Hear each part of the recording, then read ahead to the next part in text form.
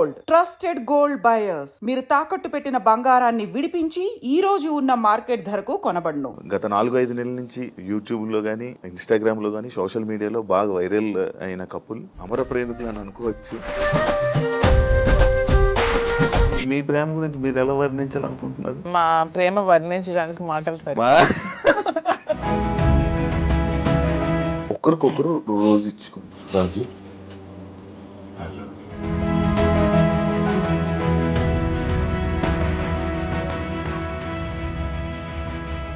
చెప్పాలనుకుంటున్నది ఏమైనా ఉందా?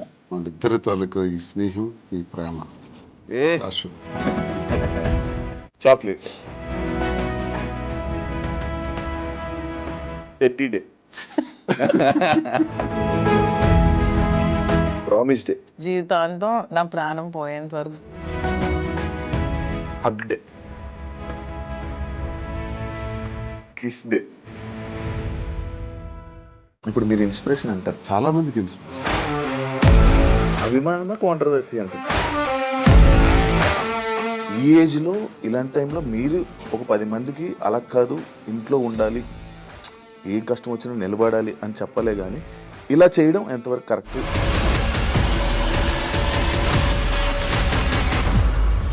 ఇందులో 20 ఏళ్లలో మా గొడవ అదే గొడవ.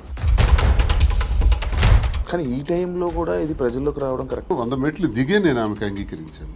అప్పటికీ కాంప్రమైజ్ కాలేదు. ఆ తర్వాత తాళం వేసేస్తున్నారు ఇంటికి. ప్యాంటు షర్ట్ గాడంట, లుంగీ షర్ట్ గాడంట.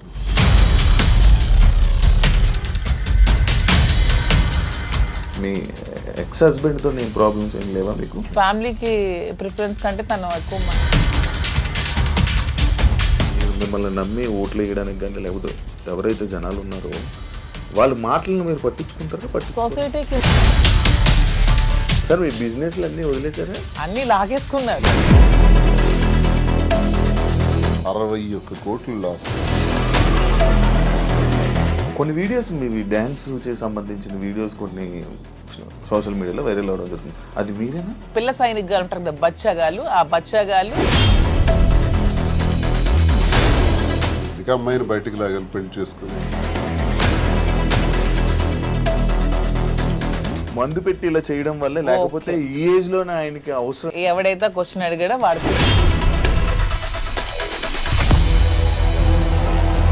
జాఫర్ గారికి ఇంటర్వ్యూ ఇచ్చిన టైంలో కూడా శ్రీనివాస్ గారిని ఎప్పుడు కూడా లంచాలు తీసుకోమని ఫోర్స్ చేస్తుంది, డబ్బు పిచ్చి. ఇతనికి నచ్చదు. అక్కడే మొదలయ్యేది వీళ్ళిద్దరికి గొడవ. దువ్వాడ శ్రీనివాస్ రాజకీయం అనే గ్రౌండ్ ఫీల్డ్ వదిలేడు. దయచేసి ఆ భ్రమల నుంచి బయటపడమని. ఎల్ అనే వర్డ్ ఏదైతే ఉందో బూతు, భార్య పిల్లల్ని అలా అందరి ముందు, మీడియా ముందు అలా అనడం కరెక్టా? నేను వెంటనే సో ఇది కూటమి ప్రభుత్వం, ఈ అచ్చెన్నాయుడు సపోర్ట్ కాదంటారా?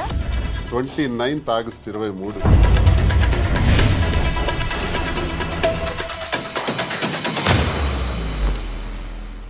హాయ్ హలో నమస్తే, నేను మీ anchor Shiva. Welcome to iDream media. ఈ పాటికే నా ముందున్న గెస్ట్లు ఎవరో మీకు అర్థమైపోయి ఉంటుంది ప్రోమో చూడడం వల్ల. గత 4-5 నెలల నుంచి యూట్యూబ్లో కానీ ఇన్స్టాగ్రామ్లో కానీ సోషల్ మీడియాలో బాగా వైరల్ అయిన కపుల్ అమర ప్రేమికులు అని అనుకోవచ్చు.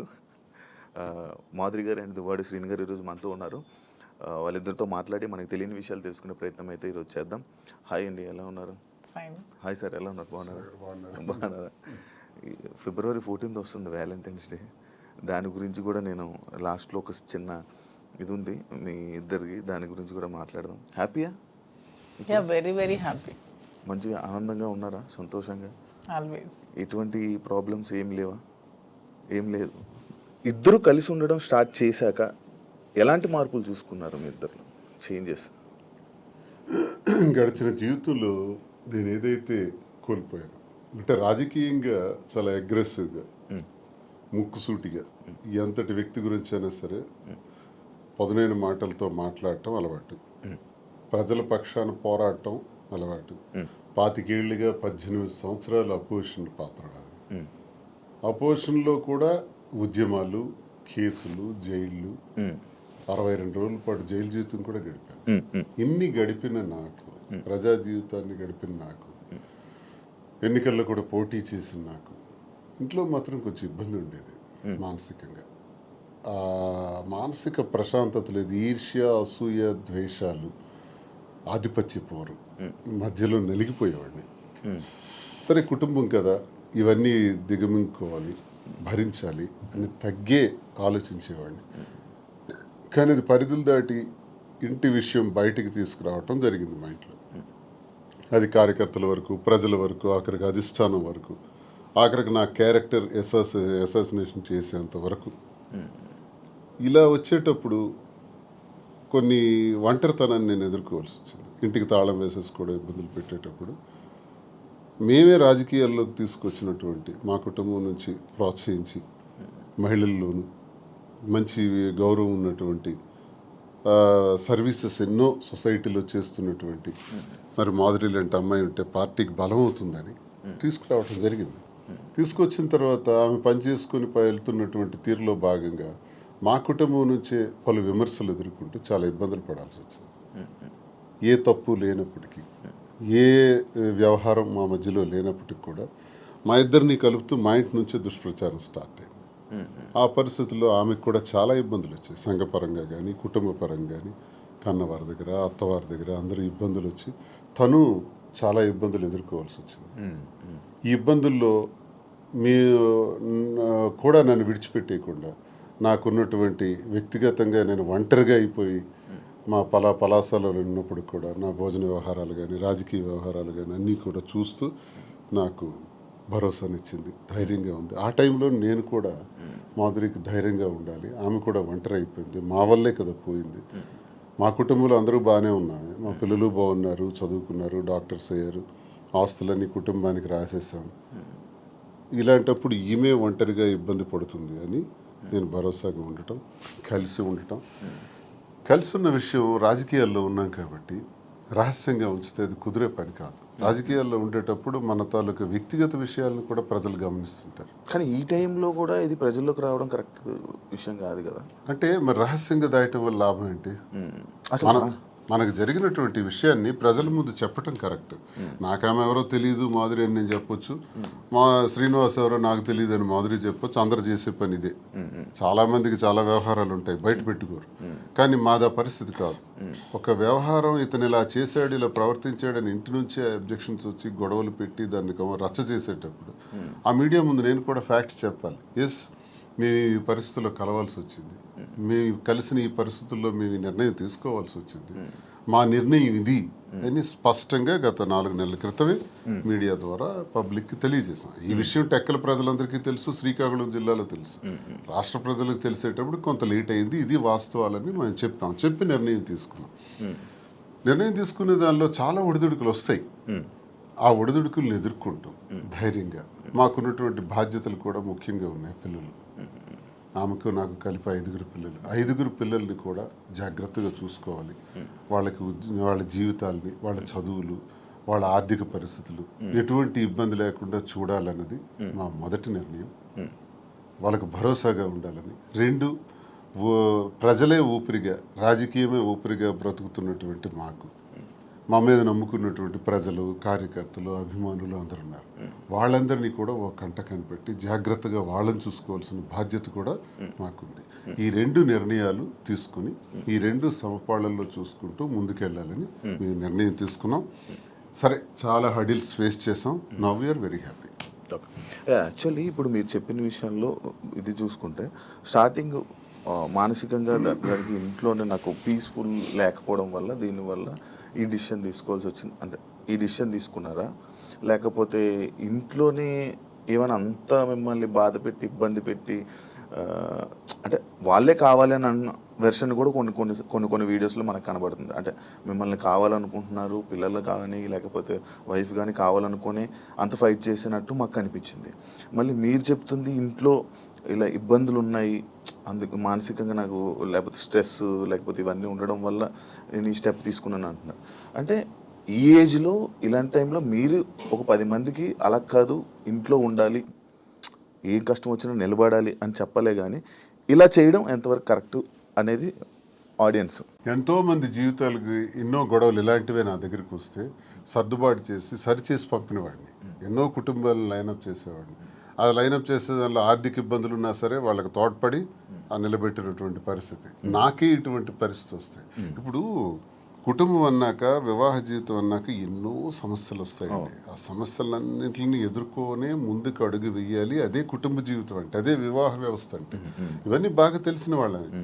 కానీ నా పరిస్థితి ఏంటంటే ఆధిపత్య పోరు. ఇప్పుడు ఫర్ ఎగ్జాంపుల్ ఎమ్మెల్యేగా నేను పోటీ చేస్తుంటాను, ఆ టికెట్ నాకు కావాలి. వ్యాపారాల్లో పీక్స్కుంటాను, ఆ వ్యాపారం నా పేరున ఉండాలి. ఇది ఒక విచిత్రమైన కోణం అనమాట. కుటుంబం గురించి జరిగే చర్చ కాదు, ఆధిపత్యం గురించి జరిగే చర్చ. భర్త అయితే ఏంటి, భార్య అయితే ఏంటి అనుకుంటే గొడవే లేదు. ఉదాహరణకు రాజశేఖర రెడ్డి గారితో నేను అడుగులు వేశాను. విద్యార్థి దశ నుంచి ఆయనతోనే నా జీవితం ప్రారంభమైంది. నాకు జిల్లాకు కూడా పరిచయం చేసిన దువ్వాడ శ్రీనివాసన్ రాజశేఖర రెడ్డి గారు. సార్తో అంత చనువుగా ఉండేవాళ్ళం. పాదయాత్ర గట్టిగా ఆర్గనైజ్ చేశాను.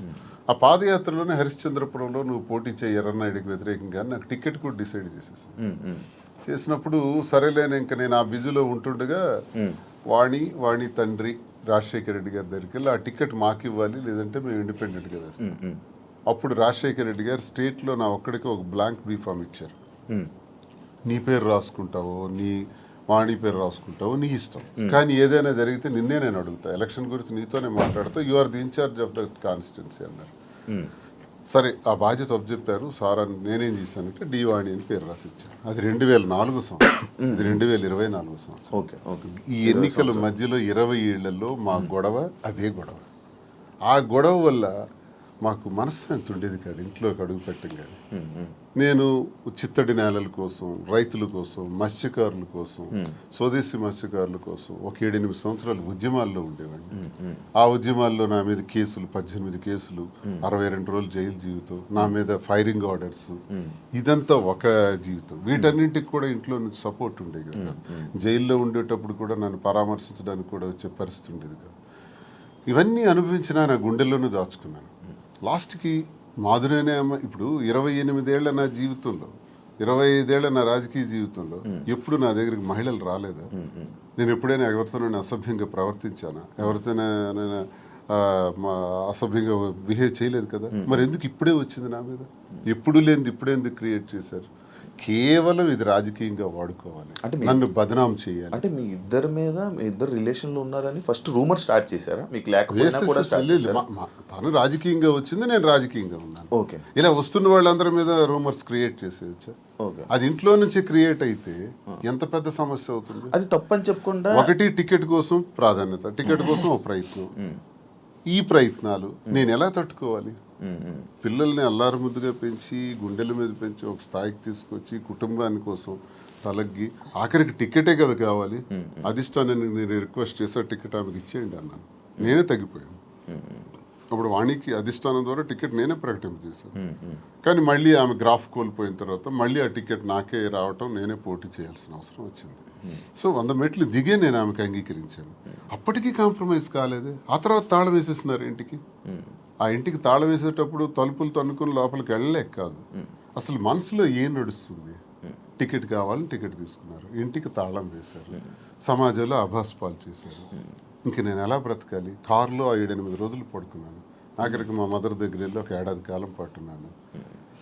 ఇవన్నీ టెక్కల ప్రజలకు తెలుసు, ఇవన్నీ మీలాంటి వాళ్ళు ఎంతమందికి తెలుసు?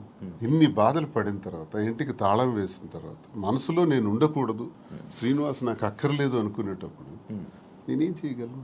అలాంటిది ఎలక్షన్ తర్వాత కూడా ఇంటి మీదకి వచ్చి, ఇంటి మీద కూడా గొడవ పెట్టి, అక్కడ నేను టెంపరీగా కట్టుకుని ఇంటి మీద, నువ్వు ఇక్కడి నుంచి పోవాలి.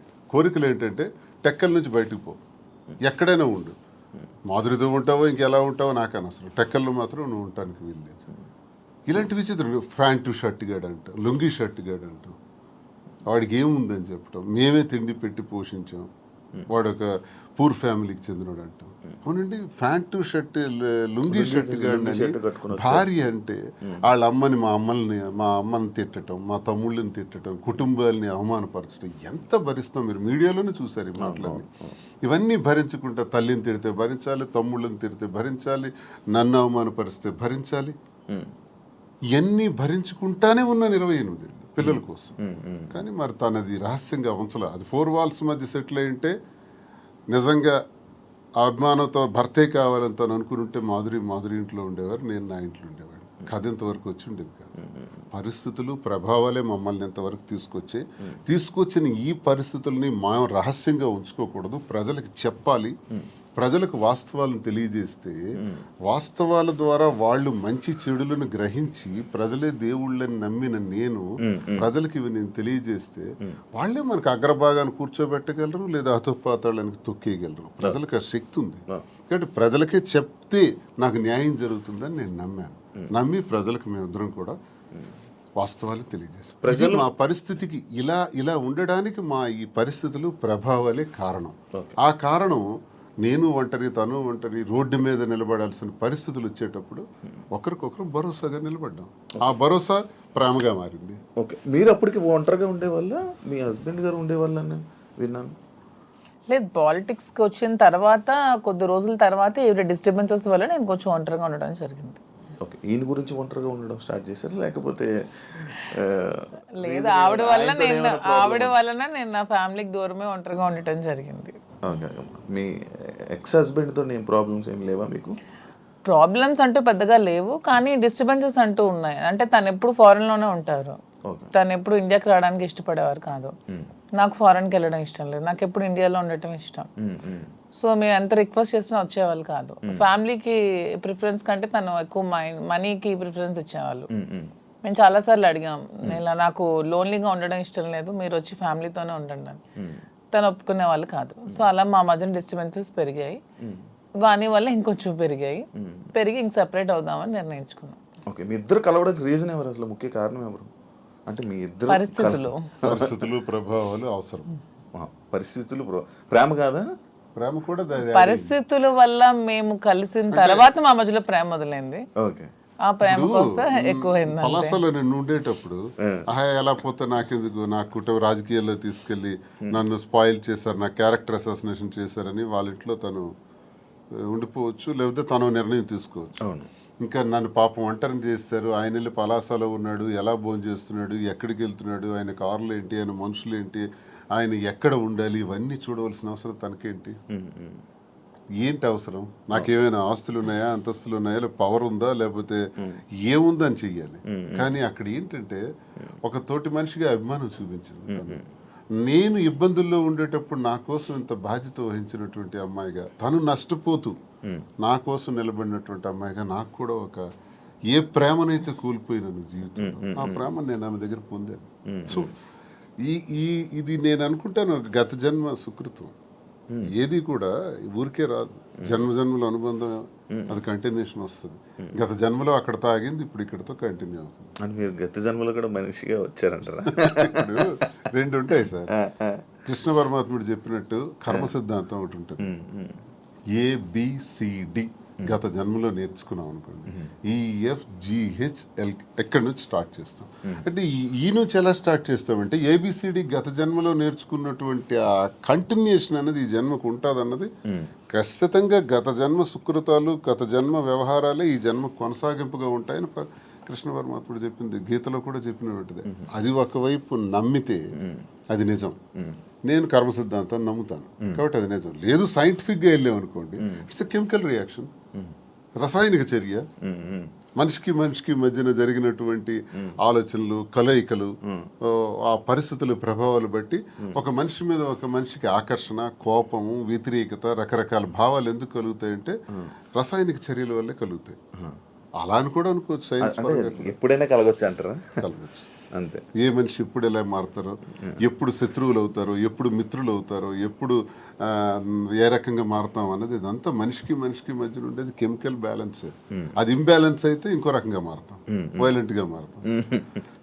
సైన్స్ ప్రకారం లేదు, కర్మ సిద్ధాంతం ప్రకారం వెళ్తే గత జన్మ సుకృతం. ఏదనుకున్నా మాది కెమిస్ట్రీ పరంగా చూసుకుంటే, సైన్స్ ప్రకారం చూసుకుంటే రసాయనిక చర్య, లేదు కర్మ సిద్ధాంతం ప్రకారం చూసుకుంటే గత జన్మ సుకృతం. ఓకే, మాధురి గారు, మీరు ఇద్దరు కలిసి ఉండడం స్టార్ట్ చేశాక మీలో ఉన్న మార్పులు ఏం చూసారు మీరు మీ జర్నీ? అంటే ఏ ఒంటరితనంతో నేను బాధపడ్డాను, ఏ ప్రేమ తక్కువై నేను సఫర్ అయ్యాను. మీకు కూడా ప్రేమ తక్కువైంది ఇంట్లో?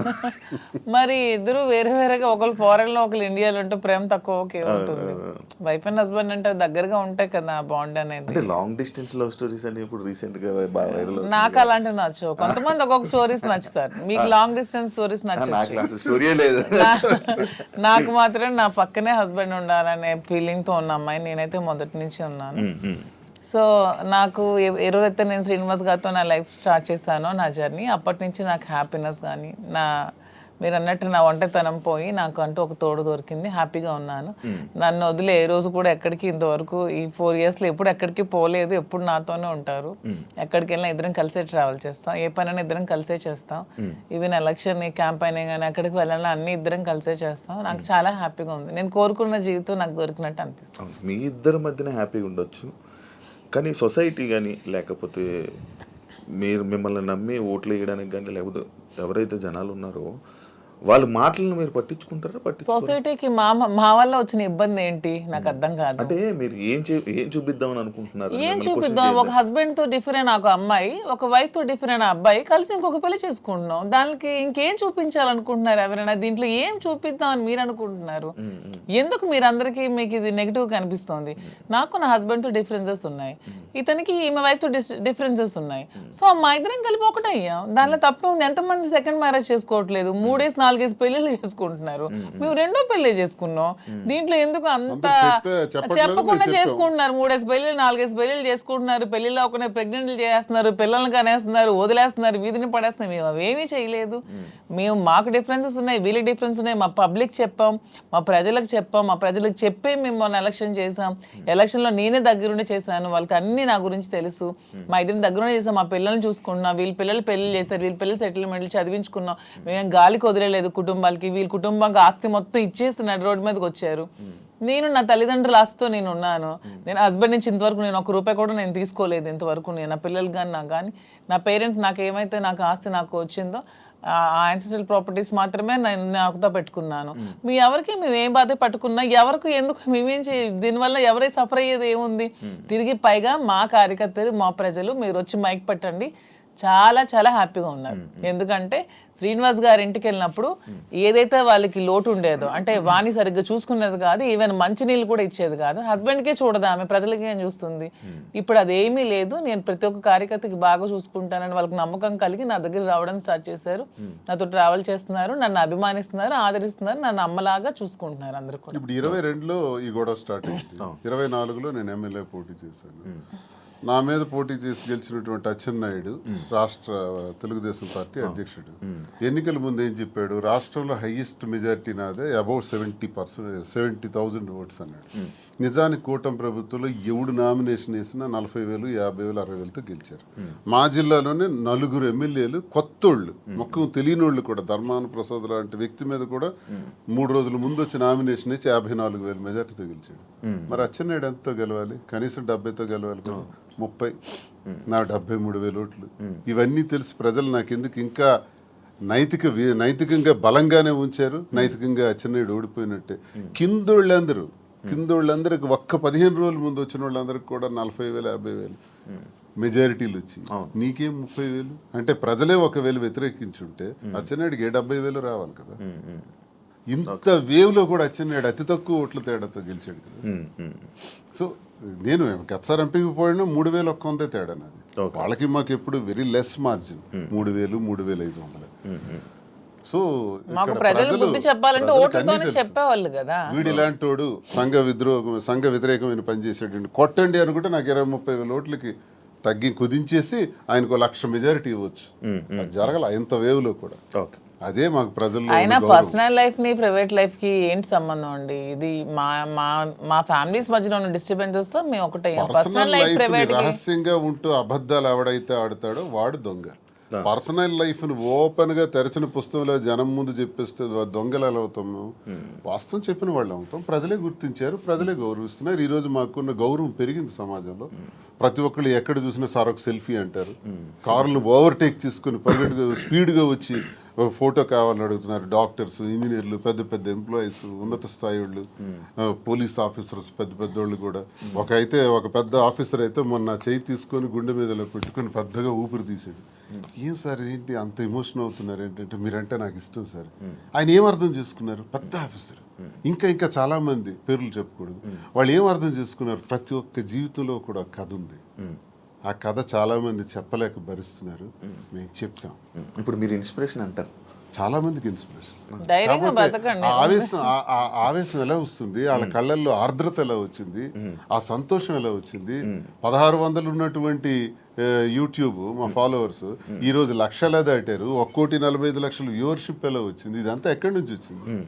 అభిమానంతో వస్తున్నదే. అభిమానమా కాంట్రవర్సీ అంటారు? కాంట్రవర్సీ ఎందుకు రావాలంతా? ఫాలో అప్ చేయాలి. న్యూస్ కదా, లేటెస్ట్ న్యూస్ కదా, లేటెస్ట్ రెండు ఉంటాయి, రెండు ఉంటాయి. ప్రతి ఒక్కరికి రెండు ఉంటాయండి. ఎవరికైనా సరే రెండు కోణాలు ఉంటాయి. ఏ మనిషికైనా సరే విమర్శలు ఉంటాయి, పొగడ్తలు ఉంటాయి, రెండు ఉంటాయి. అవన్నీ బ్యాలెన్స్ చేసుకొని వెళ్తేనే జీవితం. రావణుణ్ణి మెచ్చింది ప్రజలే, రాముణ్ణి మెచ్చింది ప్రజలే. రెండు ప్రజలే. మీకు రావణుడు ఇష్టం ఉండొచ్చు, నాకు రావణాసుడు అంటే ఇష్టం. ఎవరి లైఫ్ స్టైల్ వాళ్ళది. నాకు రావణాసుడు హీరో, నేను హీరోగా చూస్తాను. సార్ రాముడు అంటే హీరో. అది ఎవరి ఇష్టం వాళ్ళది. ఆయన ఎలా చూస్తున్నారు? రాముడు అనుకుంటున్నారు, రావణాసుడు? నేను డిఎస్ఏ అనుకున్నాను. డిఎస్ కి ఒక బ్రాండ్ ఉంది, దువ్వాడ శ్రీనివాస్ అంటే ఒక బ్రాండ్. ఎవరితో కంపేర్ చేయను. ఈ స్పెషల్ అంటే. సార్ మీ బిజినెస్లు అన్నీ వదిలేసారా?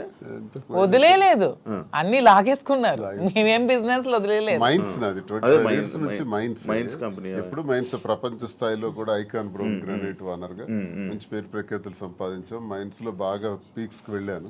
ఈ గవర్నమెంట్స్ లో గవర్నమెంట్ ఉంటే ఒకలాగా, లేకపోతే రిజల్ట్ రోజు ఈవినింగ్ లాగేసుకున్నాం. 4వ తారీఖు ఎన్నికల ఫలితాలు వచ్చాయంటే ఆ సాయంత్రం కల్లా నా మైన్ ఒక్కసారి కొట్టి పంపించేశారు. ఈ రోజు వరకు పర్మిట్స్ ఇవ్వట్లా. 61 కోట్లు లాస్ సడన్ గా గవర్నమెంట్ రావటం వల్ల, కూటమి ప్రభుత్వంలో అచ్చెన్నాయుడు వీళ్ళు టార్గెట్ పెట్టారు. సరే ఇవన్నీ చేస్తుంటారు వాళ్ళు, భరిస్తారు. శ్రీను గారు అంత మైనింగ్ కంపెనీలు అలాంటి పెద్ద పెద్ద బిజినెస్లు చేసిన మీరు రీసెంట్గా చీరలు బిజినెస్లోకి తీసుకొచ్చేసారని చెప్పి కామెంట్స్ కామెంట్స్. దానికి బిజినెస్, సారీస్ బిజినెస్ కాదా? ఏదైనా బిజినెస్ ఏనండి. దానిలో కామెంట్ చేయడానికి ఏముంది? ఇప్పుడు శ్రీనివాస్ గారు ఎప్పుడు మైన్స్ బిజినెస్, తను ఫస్ట్ నుంచి కూడా. పర్లాకిమిడిలో వరల్డ్ ఫేమస్ మెటీరియల్ తను అక్కడ ఉంది. పర్లాకిమిడిలో తను క్వారీ చేశారు. ఆ క్వారీని కూడా ఇలా లిటిగేషన్స్ పెట్టి కేసులు పెట్టేసి ఇతను ఓడిపోగానే వాళ్ళ పార్టీ రాగానే టీడీపీ హయాంలో క్లోజ్ చేసేసారు. దాన్ని నిలదక్కుని పాపం మళ్ళీ కొత్తగా టెక్కల్లో స్టార్ట్ చేశారు. దాన్ని కూడా మొన్న రిజల్ట్ రోజు ఈవినింగే మొత్తం కూల్ చేశారు. పోర్టులో కాంట్రాక్ట్స్ వర్క్స్ చేశాం మేమిద్దరం. దాన్ని ఆపేశారు. సో ఇంకేం చేయాలి? నాకు ముందు నుంచి కూడా ఈ శారీస్ విషయంలో నాకు ఒక ప్యాషన్ ఉంది. నాకు ఒక ఫ్యాషన్ మీద ఒక ప్యాషన్తో, ఇంట్రెస్ట్తో నాకు ఈ శారీస్ స్టోర్ పెట్టాలని ఎప్పటి నుంచో ఆలోచన ఉంది. దట్టు ఈ శారీస్ బిజినెస్ ఏంటి, పాలిటిక్స్కి సంబంధం లేకుండా ఉండే బిజినెస్, పీపుల్కి మాకు, పబ్లిక్కి మాకు రిలేటెడ్గా ఉండే బిజినెస్ అనేది ఈ శారీస్ బిజినెస్. ఎందుకంటే మేము పబ్లిక్ ఎంత ఫెయిర్గా ఉంటే వాళ్ళు నచ్చితే మా దగ్గరికి వస్తారు, కొనుక్కుంటారు, వెళ్తారు. సో దీనిలో పొలిటికల్ ఇంటర్ఫీరెన్స్ అంటూ ఏమీ ఉండదు. సో అందుకని నేను శ్రీనివాస్ గారికి ఇంతవరకు మనం మైండ్స్ ఇవన్నీ చేసాం, చేసి ఎప్పుడు కోల్పోతూనే ఉన్నాం, ఎప్పుడు కూడా నిలదొక్కుకోలేదు. ఈ 4 years లో కూడా 30-40 crores వరకు పెట్టాం, లాస్ అయిపోయాం. మళ్ళీ ఇదే స్టార్ట్ చేసాం. మళ్ళీ నెక్స్ట్ టైం పార్టీ వస్తుందో రాదో, మళ్ళీ ఏమవుతుంది, పొలిటికల్గా ఇబ్బంది పడుతున్నాం. కాబట్టి ఇదన్నిటికీ డిఫరెంట్గా మనం తెలంగాణ అంటే ముందు నుంచి శ్రీనివాస్ గారికి నాకు హైదరాబాద్ మా ఫేవరెట్ ప్లేస్, మా ఇద్దరికి కూడా. హైదరాబాద్ ప్రజలు కూడా చాలా మంచి మనసున్న మనుషులు, ఎవరు వచ్చినా ఆదరిస్తారు. బ్రతకడానికి బ్రతుకు తెరునిస్తుంది హైదరాబాద్. అదొక చాలా పెద్ద ప్రపంచం హైదరాబాద్ అనేది, చాలా మందికి లైఫ్ని ఇస్తుంది. సో ఈ ప్లేస్ని మనం చూస్ చేసుకుందాం. వెన్ కంపేర్ టు నాకున్న ఫ్యాన్ ఫాలోయింగ్లో ఒక 10% ఆంధ్రాలో ఉంటే 90% నాకు హైదరాబాద్లోనే ఉన్నారు. అంత మంచిగా నన్ను ఆదరిస్తున్నారు. సో మనం ఫస్ట్ బిజినెస్ హైదరాబాద్లో స్టార్ట్ చేద్దాం. నాకు ఇంట్రెస్ట్ ఉంది, మీరు కొంచెం సపోర్ట్ చేయండి. అపార్ట్ ఫ్రమ్ యువర్ పాలిటిక్స్ నా కోసం ఒక 10% టైం మీరు కేటాయించి బ్యాక్ ఎండ్లో ఉంటూ నాకు సపోర్ట్ చేయండి అని చెప్పాను. చెప్పగానే శ్రీనివాస్ గారు కూడా దీనికోసం మేము 5-6 months నుంచి దీని మీద మేము వర్కౌట్ చేసాం. కొన్ని షాప్స్కి తిరిగాం. వీవర్స్ ప్రైస్ కంటే కూడా వీళ్ళు ఎక్కువ ప్రైస్కి అమ్ముతున్నారు షాప్స్, రిటైలర్స్. అవన్నీ బ్రేక్ డౌన్ చేసి పబ్లిక్కి మనకు గుడ్ రిలేషన్షిప్లా ఉండాలనే ఆలోచనతో డైరెక్ట్గా వీవర్స్ దగ్గరికి వెళ్ళి మాట్లాడి మేమే మగ్గాలు అవి ఏర్పాటు చేసుకొని మేమే మెటీరియల్ ఇస్తూ వీవర్స్ని కూడా బ్రతికిద్దామనే ఆలోచనతో వాళ్ళతో శారీస్ మేమే దగ్గరుండి వీవింగ్ చేయించుకొని ఆ ఓవెన్ శారీస్ని పెట్టి మేము శారీ స్టోర్ పెట్టి ఓపెన్ చేసి ప్రజలందరికీ కూడా క్వాలిటీతో అండ్ తక్కువ ప్రైస్లో ఇద్దామని నిర్ణయించుకొని ఈ శారీ స్టోర్ అనేది ఓపెన్ చేస్తున్నాం. ఫస్ట్ బ్రాంచ్ మదీనాగూడలో స్టార్ట్ చేస్తున్నాం. విత్ ఇన్ 3 months జూబ్లీ హిల్స్లో స్టార్ట్ చేస్తాం. విత్ ఇన్ ఇంకొంచెం రోజుల్లో ఇంకొక 4-5 బ్రాంచెస్ కూడా ఎస్టాబ్లిష్ చేయాలన్న ఆలోచనతోనే ఉన్నాం. అంతేగాని శారీస్ బిజినెస్ అనేది తక్కువగా చూడకండి. కూర్చోడానికి కాదు, అంటే ఒక మంచి గ్రేట్ లీడర్ శ్రీకాకుళంలో మంచి దువ్వాడ శ్రీని గారు అంటే మంచి నేమ్ ఉంది. అంత లీడర్లా ఉండేవాళ్ళు. ఆయన నోట్లో నుంచి ఎప్పుడు లైక్ జనాల దగ్గరికి వెళ్ళే అవి ఇవి వినేవాడు.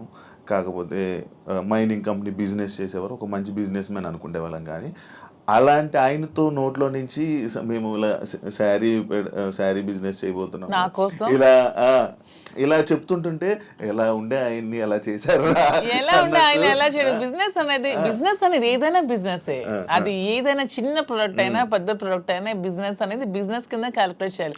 అది చీర జాకెట్టా లేకపోతే ఇంకేంటా అని చూడకూడదు. బిజినెస్ నాకు దీంట్లో ఇంట్రెస్ట్ ఉంది.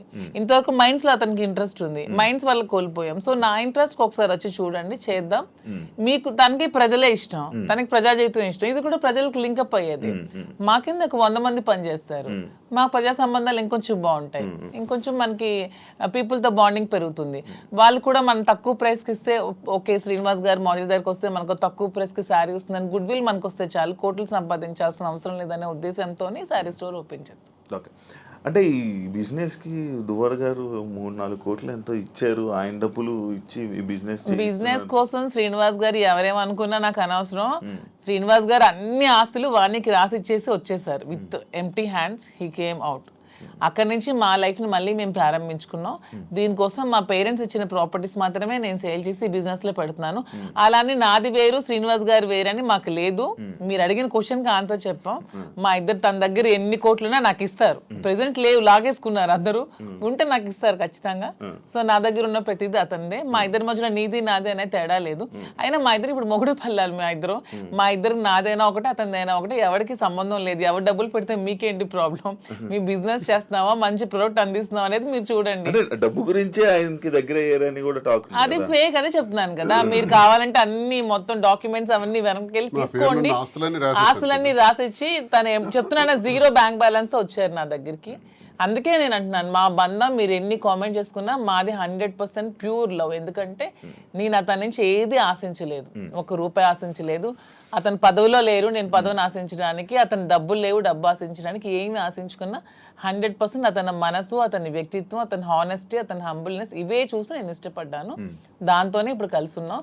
అతని దగ్గర ఏ ఆస్తులు లేవు, అన్ని బాణీకి ఇచ్చేసి వచ్చేసారు. ఇటీవల కాలంలో ఒక 2 కోట్ల రూపాయలు విలువైన 2.5 కోట్ల విలువైనటువంటి ఒక అసెట్ విశాఖపట్నంలో అమ్మారు. అలాగే శ్రీకాకుళంలో కూడా కొన్ని ల్యాండ్స్ అమ్మారు. అమ్మి ఈ డబ్బులన్నీ కూడా అక్యుములేట్ చేసి ఈ బిజినెస్. మా ఫాదర్ నాకు ఇచ్చిన ప్రాపర్టీస్ అన్ని నేను ఇప్పుడు అమ్మేశాను. ఎప్పటి నుంచో మా ఫాదర్ నాకు ఇచ్చే 2009 నుంచి అవి నా పేరు మీద ఉన్నవి. ఇప్పుడు బిజినెస్ కోసం నేను అమ్మేసి మరి బిజినెస్ స్టార్ట్ చేశాను. అంటే మీరు స్టార్టింగ్ అంటే ఆయనకి పరిచయం అవ్వక ముందు నుంచి, రాజకీయంలోకి రాకముందు నుంచి మీరు మేము ఫైనాన్షియల్ గా వెల్ సెటిల్డ్. మా ఫాదర్ వాళ్ళు వెల్ సెటిల్డ్, మా హస్బెండ్ వాళ్ళు కూడా వెల్ సెటిల్డ్. అన్ని వెల్ సెటిల్డ్ ఫ్యామిలీ ఫైనాన్షియల్ గా. మా ఫైనాన్షియల్ గా ప్రాబ్లమ్స్ కానీ ఏమి కూడా లేవు, ఎప్పుడు కూడా లేవు. వెల్ సెటిల్డ్ ఫ్యామిలీనే. ఇప్పుడు వీటి కోసం మేము ఆస్తులు అమ్మాల్సి వచ్చింది, లేకపోతే ఆస్తులు అమ్మాల్సిన అవసరం కూడా లేదు. ఎందుకంటే ఎలక్షన్ లో ఉన్న డబ్బులు కొంచెం ఉంటే అవి కూడా కోల్పోయాను. మా ఇద్దరు ఉండడానికి ఇల్లు కూడా కట్టుకున్నాం, దానికోసం కొంచెం డబ్బులు పెట్టవలసి వచ్చింది. సో ఇప్పుడు మళ్ళీ బిజినెస్ స్టార్ట్ చేయడానికి ఈ ప్రాపర్టీస్ అమ్మాల్సి వచ్చింది. లైక్ అంటే ఈ కామెంట్స్ రావడానికి గల రీజన్స్ ఏంటంటే, మీరు అది కొన్ని వీడియోస్ మీ డ్యాన్స్ చే సంబంధించిన వీడియోస్ కొన్ని సోషల్ మీడియాలో వైరల్ అవ్వడం జరుగుతుంది. అది మీరేనా? అది ఇప్పటికీ చెప్తున్నాను, అది నేను కాదు. అసలు ఆ మనిషి కూడా నా అలాగ లేదు. అది ఎందుకు ఎవరికి అనిపించిందో, ఎవరికి పెట్టాలనిపించిందో కావాలనే కూటమి ప్రభుత్వం వాళ్ళే ఖచ్చితంగా దీన్ని ఈ పిల్ల సైనికులు ఉంటారు కదా, బచ్చగాళ్ళు, ఆ బచ్చగాళ్ళు ఈ కొంతమంది కలిపి ఐటీడీపీ అని ఇదొన్న పేజ్లో పెట్టి అనవసరంగా ట్రోల్ చేశారు. అలానే డాన్స్ చేసే అమ్మాయిని నేనేం కామెంట్ చేయట్లేదు. నాకు రికార్డింగ్ డాన్స్లు, నాకు స్టేజ్ల మీద డాన్స్ చేసుకోవాల్సిన అవసరం నాకైతే ఎప్పుడూ లేదు. ఎనీబడి కెన్ ప్రూవ్ చేసుకోండి. సార్ అప్పుడే చెప్పారు, ప్రూవ్ చేసుకుంటే నేను 1 crore rupees వాళ్ళకి గిఫ్ట్ ఇస్తానని. మొన్న ఛానల్లో కూడా నాకు అవసరం లేదు. అలానే నేను ఒకటే చెప్తున్నాను, ఎవరి బ్రతుకు తెరువు కోసం వాళ్ళు చేసుకుంటారు. ఇదే డాన్స్ స్టేజ్ మీద పబ్లిక్ గా బట్టలు ఇప్పి చేస్తున్నారు, వాళ్ళేమో హీరోయిన్లు అంటున్నారు. స్టేజ్ మీద చేస్తే స్టేజ్ రికార్డింగ్ డాన్సర్లు అన్నారు, నానా రకాల పేరు పడుతున్నారు. నేను ఎవరు అమ్మాయిని కామెంట్ చేయట్లేదు. నాకైతే మీరు వెళ్ళి మా ప్లేస్ లో ఎంక్వైరీ చేసుకోండి, నేను పుట్టిన ప్లేస్ లో, మా అత్తగారి ప్లేస్ లో. ఈ విమర్శలు చేసేవాళ్ళు ఎవరైనా ఆ అమ్మాయి మాధురి అని ప్రూవ్ చేస్తే 1 crore ఇస్తాం. ఒకవేళ వాళ్ళు ప్రూవ్ చేయలేకపోతే వాళ్ళు సరెండర్ అవుతామంటే అమ్మాయి ఎవరో కూడా మేమే తెచ్చి పెడతాం. ఎందుకు అమ్మాయిని బయటికి లాగాలి, పెళ్లి చేసుకుని హ్యాపీగా ఉంది కాబట్టి. మాకు అమ్మాయి తెలుసు, అది ఏ రికార్డింగ్ డ్యాన్స్ ట్రూప్ కూడా తెలుసు. కానీ అలాగ అమ్మాయినే మాధురి అని చూపించిన వాళ్ళకి నేను అంటున్నాను, 1 crore మీకు బహుమానం కింద ఇస్తాం, దయచేసి అది ప్రూవ్ చేయండి అంటున్నాను. అంటే చీప్ ట్రిక్స్ ప్లే చేయడం, ట్రోల్ చేసి ఎందుకు అలా ట్రోల్ చేయాల్సిన అవసరం ఏముందో నాకు అర్థం కాదు. అలా చేస్తే ఏమొస్తుంది? అంటే ఇప్పుడు మాధురికి నాకు మేము ఒక మనసుతో ఉన్నాం కదా, మరి అలా చేస్తే ఏమొస్తుంది మీకు? ఎవడా చేసేవాడు? రికార్డింగ్ డాన్స్ చేసే అమ్మాయిని పెళ్లి చేసుకుని, రికార్డింగ్ డాన్స్ అమ్మాయిని డోవర్స్ పెళ్లి చేసుకుని నీకేంటి నొప్పి? పెట్టినోడికి ఏంటి నొప్పి? అలాగైతే మీరు డాన్స్ చేసి మీరే ఒప్పుకున్నట్టు. నేను కాదు కదా, నేను ఒప్పుకోవడానికి అమ్మాయి నేను కాదు. నేనైతే నిజంగా నేను ఒప్పుకుంటాను. I'm very bold and straight forward. నేను ఒప్పుకుంటాను. If it is me I will agree. నేనే అదా, నేను డాన్స్ చేసిన వీడియోస్ చాలా ఉన్నాయి, నేను పెట్టుకుంటున్నాను కదా. నేను చేసి నేనే పెట్టుకుంటాను. నేను అది కానప్పుడు నేను ఎలా ఒప్పుకుంటాను? అలానే అదే అంటున్నాను, ఒకవేళ డాన్స్ చేసిన అమ్మాయినే దువ్వాసం చేసుకుంటే మీకేంటి పెయిన్? అమ్మాయి మాత్రం అమ్మాయి కాదా, ఆడపిల్ల కాదా? ఎందుకు అంత ట్రోల్ చేయాల్సిన అవసరం ఏముంది? అంత నెగిటివిటీ స్ప్రెడ్ చేయాల్సిన అవసరం ఏముందని అడుగుతున్నాను నేను. ఒకవేళ ఆ అమ్మాయే మాధురి అని ప్రూవ్ చేయాలనుకుంటే 1 crore బహుమతి ఇస్తాం, తీసుకురండి అంటున్నాం. ఎవరైతే వచ్చారో వాళ్ళకి. అంటే ఇప్పుడంటే ఏ జనరేషన్ వచ్చేసింది, ఫేసులు మార్పిడి ఇది. ఆ వీడియో చూస్తే అప్పుడెప్పుడు 2003 2000 వయసు ఎంత తెలుసు? ఏమండి నాకు ఇప్పుడు 34 years అండి. 2000 అన్న ఏజ్ ఎంత ఉంటది? ఓకే, ఆ వీడియో ఎప్పుడు చాలా ఓల్డ్. నేను 2000 అన్న ఏజ్ ఎంత ఉంటుంది చెప్పండి? 2005 లో నేను 10th. నాకు ఎంత ఏజ్ ఉంటుంది? నాకు 2010-11 అప్పుడు నేను ఎంత పిల్లని ఉంటాను. ఆ అమ్మాయి అంత డాన్స్ నాకు నేను ఎలా చేయగలను? కొంచెం నా పోనీ అట్లీస్ట్ నా చిన్నప్పుడు ఫోటోలు ఏవో చూపిస్తే మీకు తెలుస్తుంది. ఎప్పుడో మాదిరి చూపిస్తున్నారు కదా. అట్లీస్ట్ 2005 లో నేను 10th. పోనీ అప్పుడు నాతో చదువుకున్న వాళ్ళకి తెలుస్తుంది కదా. ఏదో మీలాంటి వాళ్ళు నమ్మాలి, ఎవరు తెలియని వాళ్ళు. తెలిసిన వాళ్ళకి ఏంటో తెలుసు. చెప్తున్నా అంటే మీరు చూస్తే ఎలా అనిపిస్తుంది? అలాగే నాకు ఎక్కడ అనిపించట్లేదు, మా వాళ్ళకి ఎవరికి అనిపించట్లేదు. మీకు ఎలా అనిపిస్తుందేమో మరి, మాకైతే తెలియదు. మా అందరికీ తెలుసు, ఎవరు మా జిల్లా అందరికీ తెలుసు అది నేను కాదని. ఇంక మిగతా వాళ్ళు నమ్మితే నమ్మొచ్చేమో కానీ ప్రతి ఒక్కరికి తెలుసు. ఇంక నమ్మినా నమ్మకపోయినా పర్వాలేదు, నేను అనుకున్నా కూడా ఐ డోంట్ కేర్ అంటున్నాను. పోనీ అమ్మాయి కూడా డాన్స్ బాగా చేస్తుంది అనుకుంటే అనుకోండి, దానిలో ఐ డోంట్ కేర్. శ్రీకాకుళం నుంచి వచ్చిన ఒక క్వశ్చన్, ఒక పాయింట్ ఏంటంటే, మాధురి గారు శ్రీని గారికి మందు పెట్టి ఆయన దాన్ని ఏదో అంటారు, ఆయన వలలో వేసుకుని వలలో వేసుకుని వలలో బుట్లో పెట్టుకున్నది ఆ టైపు. సరే, మందు పెట్టి ఇలా చేయడం వల్ల, లేకపోతే ఈ ఏజ్ లోనే ఆయనకి అవసరం ఏంటి? సరే ఓకే, ఎవడైతే క్వశ్చన్ అడిగాడో వాడికి ఒకటి అడుగుతున్నాను. రే మందు పెట్టి శ్రీనివాస్ దగ్గర నేనేం తీసుకోవాలో చెప్పండి అని అడుగుతున్నాను. డబ్బుందా? లేదు. పోనీ అట్లీస్ట్ ఏజా? లేదు. అంటే ఇప్పుడు డబ్బు లేదు కానీ స్టార్టింగ్ లో ఆయన దగ్గర డబ్బు ఉండేది. ఇప్పుడు నేను వచ్చినప్పుడు ఏం లేదు. 2022లోనే ఇచ్చేసారా మీరు? ముందు నుంచి వాళ్ళ ప్రాపర్టీస్ అన్ని ఉన్నాయి. ఏ రోజు కూడా నేను 1 రూపీ కూడా అంతగా తీసుకోలేదు. తన పేరునే ఉన్నాయి, తర్వాత మిగతా రాసేసారు. రీసెంట్ గా 4 నెలల క్రితం జాఫర్ గారికి ఇంటర్వ్యూ ఇచ్చిన టైంలో కూడా she saying everything false allegations అండి. నాకేం రాసి ఇవ్వలేదు, నాకు అసలు ఏం లేదు, ఆయన ఇలా దూరం ఉండి ఇలాగా ఇల్లు ఇచ్చేసాను, ఈ ఇల్లు ఇచ్చేసాను అని చెప్తున్నారా తప్ప నాకు ఎటువంటి ప్రాపర్టీ ఏమి ఇవ్వలేదు. ఆ ఫ్యాక్టరీ రాసేసిన డాక్యుమెంట్స్ ఉన్నాయి. ఎన్నికలకు ముందే, ఎన్నికలకు 20-25 days ముందే రాసేసాను అన్ని. నా పేరున ఏదైతే ఉన్నాయో నా పేరున మీరు ఇవి తీయండి, మా ఎఫిడవిట్ వేస్తాం కదా, ఎమ్మెల్యేగా పోటీ చేసినప్పుడు ఎఫిడవిట్ లో ఏ అసెట్స్ ఉన్నాయో మీకు తెలుస్తాయి.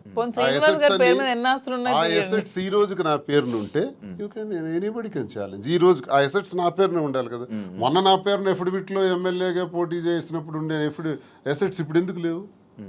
ఏమైనా అసెట్స్ తన పేరును ఉన్నాయో లేదో ఒకసారి వెరిఫై చేయండి, తెలుస్తుంది. ఎవిడెన్స్ ఉంటుంది కదా ప్రతిదానికి. అదే ఆ కామెంట్ పెట్టినోడికి అడుగుతున్నాను, శ్రీనివాస్ గారిని మందు పెట్టి తీసుకోవడానికి ఏముంది? సరే మీరు ఇప్పుడు అన్ని ఆస్తులు రాస్తారు కదా, ఇప్పుడు అన్ని ఆస్తులు రాసేసి ఉన్నారని చెప్తున్నారు కదా, మరి ఇప్పుడు అన్ని ఆస్తులు రాసాక నా ఆస్తులు అమ్మి పెట్టి ఉండాల్సిన అవసరం నాకేముంది? వాడు ఎవడైతే కామెంట్ పెట్టాడో వాడికి 2 క్వశ్చన్స్ అడుగుతున్నాను. ఒకటి, ఆస్తుల కోసమే తీసుకొని ఉంటే అతని ఆస్తులన్నీ వదిలేసి వచ్చాక నా ఆస్తులు అమ్మి అతని దగ్గర ఉండాల్సిన అవసరం ఏముందని ఎవడైతే కామెంట్ పెట్టాడో వాడికి అడుగుతున్నాను. ఇంకొకటి పాయింట్, మీ మహేష్ ఎక్స్ హస్బెండ్ ఎవరైతే ఉన్నారో ఆయన స్టార్టింగ్ లో వచ్చారు ఏంటి దానికోసం ఇప్పుడు నేను చెప్పి నేను అరిగిపోయాను అతను చెప్పిన కామెంట్స్ కోసం. స్టార్టింగ్ లో వచ్చారు, ఈ మధ్య అసలు కనిపించట్లేదు. ఏమైనా డబ్బులు ఇచ్చి వాళ్ళని ఆయన్ని మేనేజ్ చేశారు? డబ్బులు ఇచ్చి మేనేజ్ చేయడానికి they are well settled family. వాళ్ళు ఆర్థోడాక్స్ ఫ్యామిలీ, రిచ్, టెక్కలకే రిచ్ వాళ్ళు. వాళ్ళ ఫాదర్ ఎవరు అడిగినా చెప్తారు, వాళ్ళ ఫాదర్ టెక్కల్లోనే రిచెస్ట్ ఫ్యామిలీ. వాళ్ళ ఫాదర్ కి 100 acres ఉండేవి. మనకంత స్థితిలో ఏమీ లేము. ఫస్ట్ లాయర్ శ్రీకాకుళం డిస్ట్రిక్ట్ మొత్తానికి మొదటి లాయర్ అతనే.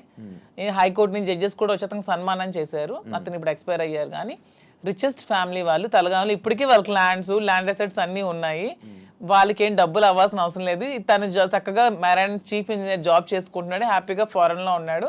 1 రూపీ కూడా వాళ్ళకి ఇవ్వాల్సిన అవసరం. తప్పు మేము ఇలా ఉన్నదానికి వాళ్ళ ఫ్యామిలీని బ్లేమ్ చేయకూడదు, అది చాలా తప్పు. వాళ్ళ ఫ్యామిలీ చాలా మంచి ఫ్యామిలీ. వాళ్ళేం ఫైనాన్షియల్ గా మా దగ్గర ఏముందని మీ వాళ్ళకి ఇవ్వడానికి? ఇప్పుడు మ్యూచువల్ అండర్స్టాండింగ్, మేము మ్యూచువల్ కన్సర్న్ తోనే మేము విడిపోయాం. మా దగ్గర ఏముంది మీ వాళ్ళకి ఇవ్వడానికి? ఇప్పుడు ఎవరు చేయాల్సిన అవసరం లేదు. వాళ్ళు అమ్ముతున్నాం, అదే ఆస్తులు బిజినెస్ కోసం ఆస్తులు అమ్ముతున్నాం. చాలా వరకు అమ్మాలి, పెట్టుబడులు చాలా ఎక్కువ అవసరం కదా, కొంచెం భారీగానే చేయాలనుకుంటున్నాం కాబట్టి బిజినెస్. సో అందుకని వాళ్ళని తప్పు పట్టడం అనేది చాలా తప్పు. వాళ్ళని ఎవరైతే కామెంట్ చేస్తారు దేవుడు కూడా క్షమించుడు అలా అంటే, అది చాలా తప్పు. వాళ్ళని ఇందులో లాక్కూడదు. ఇప్పుడు మీరు పూర్తిగా హైదరాబాద్ లో ఉంటారా లేకపోతే ఇక్కడ? శ్రీనివాస్ గారు కంప్లీట్ గా అక్కడే ఉంటారండి. నేను హైదరాబాద్ లో ఉంటూ చూసుకుంటాను. శ్రీనివాస్ గారు అవసరం ఇక్కడ ఏదైనా నాకు ఉందనిపించినప్పుడు తను వచ్చి వెళ్తూ మీరైతే ఇంకెక్కడే? నేను ఇక్కడే ఉంటాను హైదరాబాద్ లో. బట్ ఇక్కడ చాలా మంది బొటిక్లు ఉన్నాయి, లైక్ మీది కూడా ఒక బొటిక్ లాంటిదే కదా? నాది బొటిక్ కాదండి, కంప్లీట్ స్టోర్. ఇక్కడ చాలా స్టోర్స్ ఉన్నాయి, చాలా బొటిక్స్ ఉన్నాయి. ఇప్పుడు యూత్ కానీ లేకపోతే ఇప్పుడు రీసెంట్ టైమ్స్లో అందరూ బొటిక్స్ వైపు లేకపోతే అటువైపు ఎక్కువ అవగాహన చూపిస్తున్నారు, లైక్ అవి తీసుకుందాం అవి చేసుకుందాం అనేవి. బట్ మీది ఎందుకు సక్సెస్ అవుతుందని అనుకుంటున్నారు? మీరు అన్ని ఉండగా మీ దగ్గరికి ఎందుకు రావాలి? ఆఫ్ కోర్స్ కరెక్ట్ పాయింట్ అడిగారు. అన్ని ఉండగా నేను సక్సెస్ అవుతానని నమ్మకం నాకుంది. ఎందుకంటే నేను ఫస్ట్ ఆఫ్ ఆల్ నేను ప్రతి ఉమెన్ కి కూడా క్వాలిటీ ప్రొడక్ట్ ఇవ్వాలనుకుంటున్నాను. కొన్ని వెరైటీస్ ఉన్నాయి, టస్సెస్, ఆర్గాంజాస్, రాసిల్స్, చాలా వెరైటీస్ ఉంటాయి. కానీ దాంట్లో అందరూ చాలా మంది ప్యూర్ ఇవ్వకుండా డూప్లికేట్స్ ఇస్తున్నారు. ఫస్ట్ ఫీల్ అనేది ఉమెన్ గా కంఫర్ట్ మాకు ఉంటుంది. మీకు నచ్చినా నచ్చకపోయినా ఫస్ట్ కట్టుకునేటప్పుడు శారీ అనేది మా కంఫర్ట్, మాకు నచ్చాలి, మాకు తెలియాలి. ఈ ప్యూరిటీ అనేది నాకు తెలియాలి. శారీ ప్యూరిటీ కానీ శారీ కంఫర్ట్ కానీ నాకు తెలియాలి. అదే మేము థీమ్తో ఫస్ట్ నేను ప్యూరిటీ అనేది కస్టమర్కి ఇవ్వాలనుకుంటున్నాను. సో ఈ సోకాల్డ్ ఈ షాప్స్, ఈ బొటిక్స్ లాగా డబ్బుల కోసం మేము వ్యాపారం చేయట్లేదు. మాధురి దగ్గరికి వెళ్తే మాకు ఖచ్చితంగా ఒక మంచి క్వాలిటీ తక్కువ రేట్లో బడ్జెట్లో వస్తుందనే నేను మోటోనే పెట్టుకున్నప్పుడు when compare to other shops నా దగ్గర రేట్ తక్కువ ఉన్నప్పుడు కస్టమర్ అనేవాళ్ళు నా దగ్గరికే వస్తారు. వచ్చినప్పుడు వాళ్ళు వెళ్ళేటప్పుడు హ్యాపీగా వెళ్తారు. సో వెళ్ళేటప్పుడు మళ్ళీ సెకండ్ టైం వస్తారు. నేను కూడా ప్రతి బ్రాండ్స్కి ఏదో హీరోయిన్స్ను సెలబ్రిటీనే పెట్టుకునే వదిలే నా కస్టమర్స్ని నేను బ్రాండ్గా పెట్టుకుంటే వాళ్ళకే తక్కువ రేట్కి ఇస్తే వాళ్ళే నా కస్టమర్స్ నాకు బ్రాండ్ అంబాసిడర్స్ అవుతారు. వాళ్ళే 10 మందికి వెళ్ళి చెప్తారు, వాళ్ళు ఇంకొంతమందికి చెప్తారు పలానా దగ్గర షాప్లో తక్కువ రేట్ ఉంది, బాగుంది, క్వాలిటీ ఉంది, ప్యూర్ ఉంది, అప్పుడు నా దగ్గరికి వస్తారు. సో కస్టమర్స్ నా బ్రాండ్ అంబాసిడర్స్. నేను అవన్నీ బ్రాండ్ అంబాసిడర్స్ కూడా పెట్టుకోవట్లేదు. ఇప్పుడు నా దానికి నేనే బ్రాండ్ అంబాసిడర్గా ఉన్నాను. ఫ్యూచర్లో నా కస్టమర్స్నే బ్రాండ్ అంబాసిడర్గా చేసుకుందాం అనుకున్నా. నేనే మోడల్స్ని కానీ హీరోయిన్స్ని కానీ అవన్నీ కూడా చేసుకోవట్లేదు. వాళ్ళకి ఆ కోట్లు లక్షలు ఇచ్చే బదులు నా కస్టమర్ తక్కువ ప్రైస్లో ఇస్తే వాళ్ళే నా బ్రాండ్ అంబాసిడర్గా ఉంటారని నేను అనుకుంటున్నాను. సో ప్యూరిటీ, క్వాలిటీ, రేట్ రీజనబుల్గా ఉన్నప్పుడు నా దగ్గరికి అక్కడ కస్టమర్ ఎక్కడికి ఎందుకు వెళ్తాడు? నాకు డబ్బులు అవసరం లేదు, నాకు కావాల్సింది గుడ్ విల్, ప్రజలతో సత్సంబంధాలు బాగుండాలి. ఎందుకంటే మేము రాజకీయంగా ప్రజా జీవితంలోంచి వచ్చాం కాబట్టి ప్రజలతోనే మా జీవితం ఎక్కువ ముడిపడి ఉంది కాబట్టి ప్రజలకి ఏం కావాలి, ఎలా ఉంటే మేము నచ్చుతాం అనేది మాకు ముందు నుంచి తెలుసు. కాబట్టి మేము వాళ్ళతో ఉన్న రిలేషన్షిప్ మెయింటైన్ చేయాలనుకుంటున్నాం. కాబట్టి వాళ్ళకి మేము తక్కువ ప్రైస్లో క్వాలిటీ శారీ ఇచ్చి ఓకే మాధురి దగ్గర శారీ బాగుంటుందన్న good will with in few days లో సంపాదించుకుంటాను. అప్పుడు మీరే రేట్ పెంచిన జనాలు తెలిసిపోతుంది ఖచ్చితంగా. అది నాకు అవసరం లేదంటున్నాను. ఇప్పుడు నాకు లాభం లేకుండా అనను. ఇప్పుడు వీవర్స్ దగ్గర నుంచి 10,000కి వచ్చినప్పుడు కొన్ని షాప్స్ లో ఎక్కువ లాభాపేక్షతో అవి 1,00,000కి 2 లక్షలకి అమ్ముతున్నారు.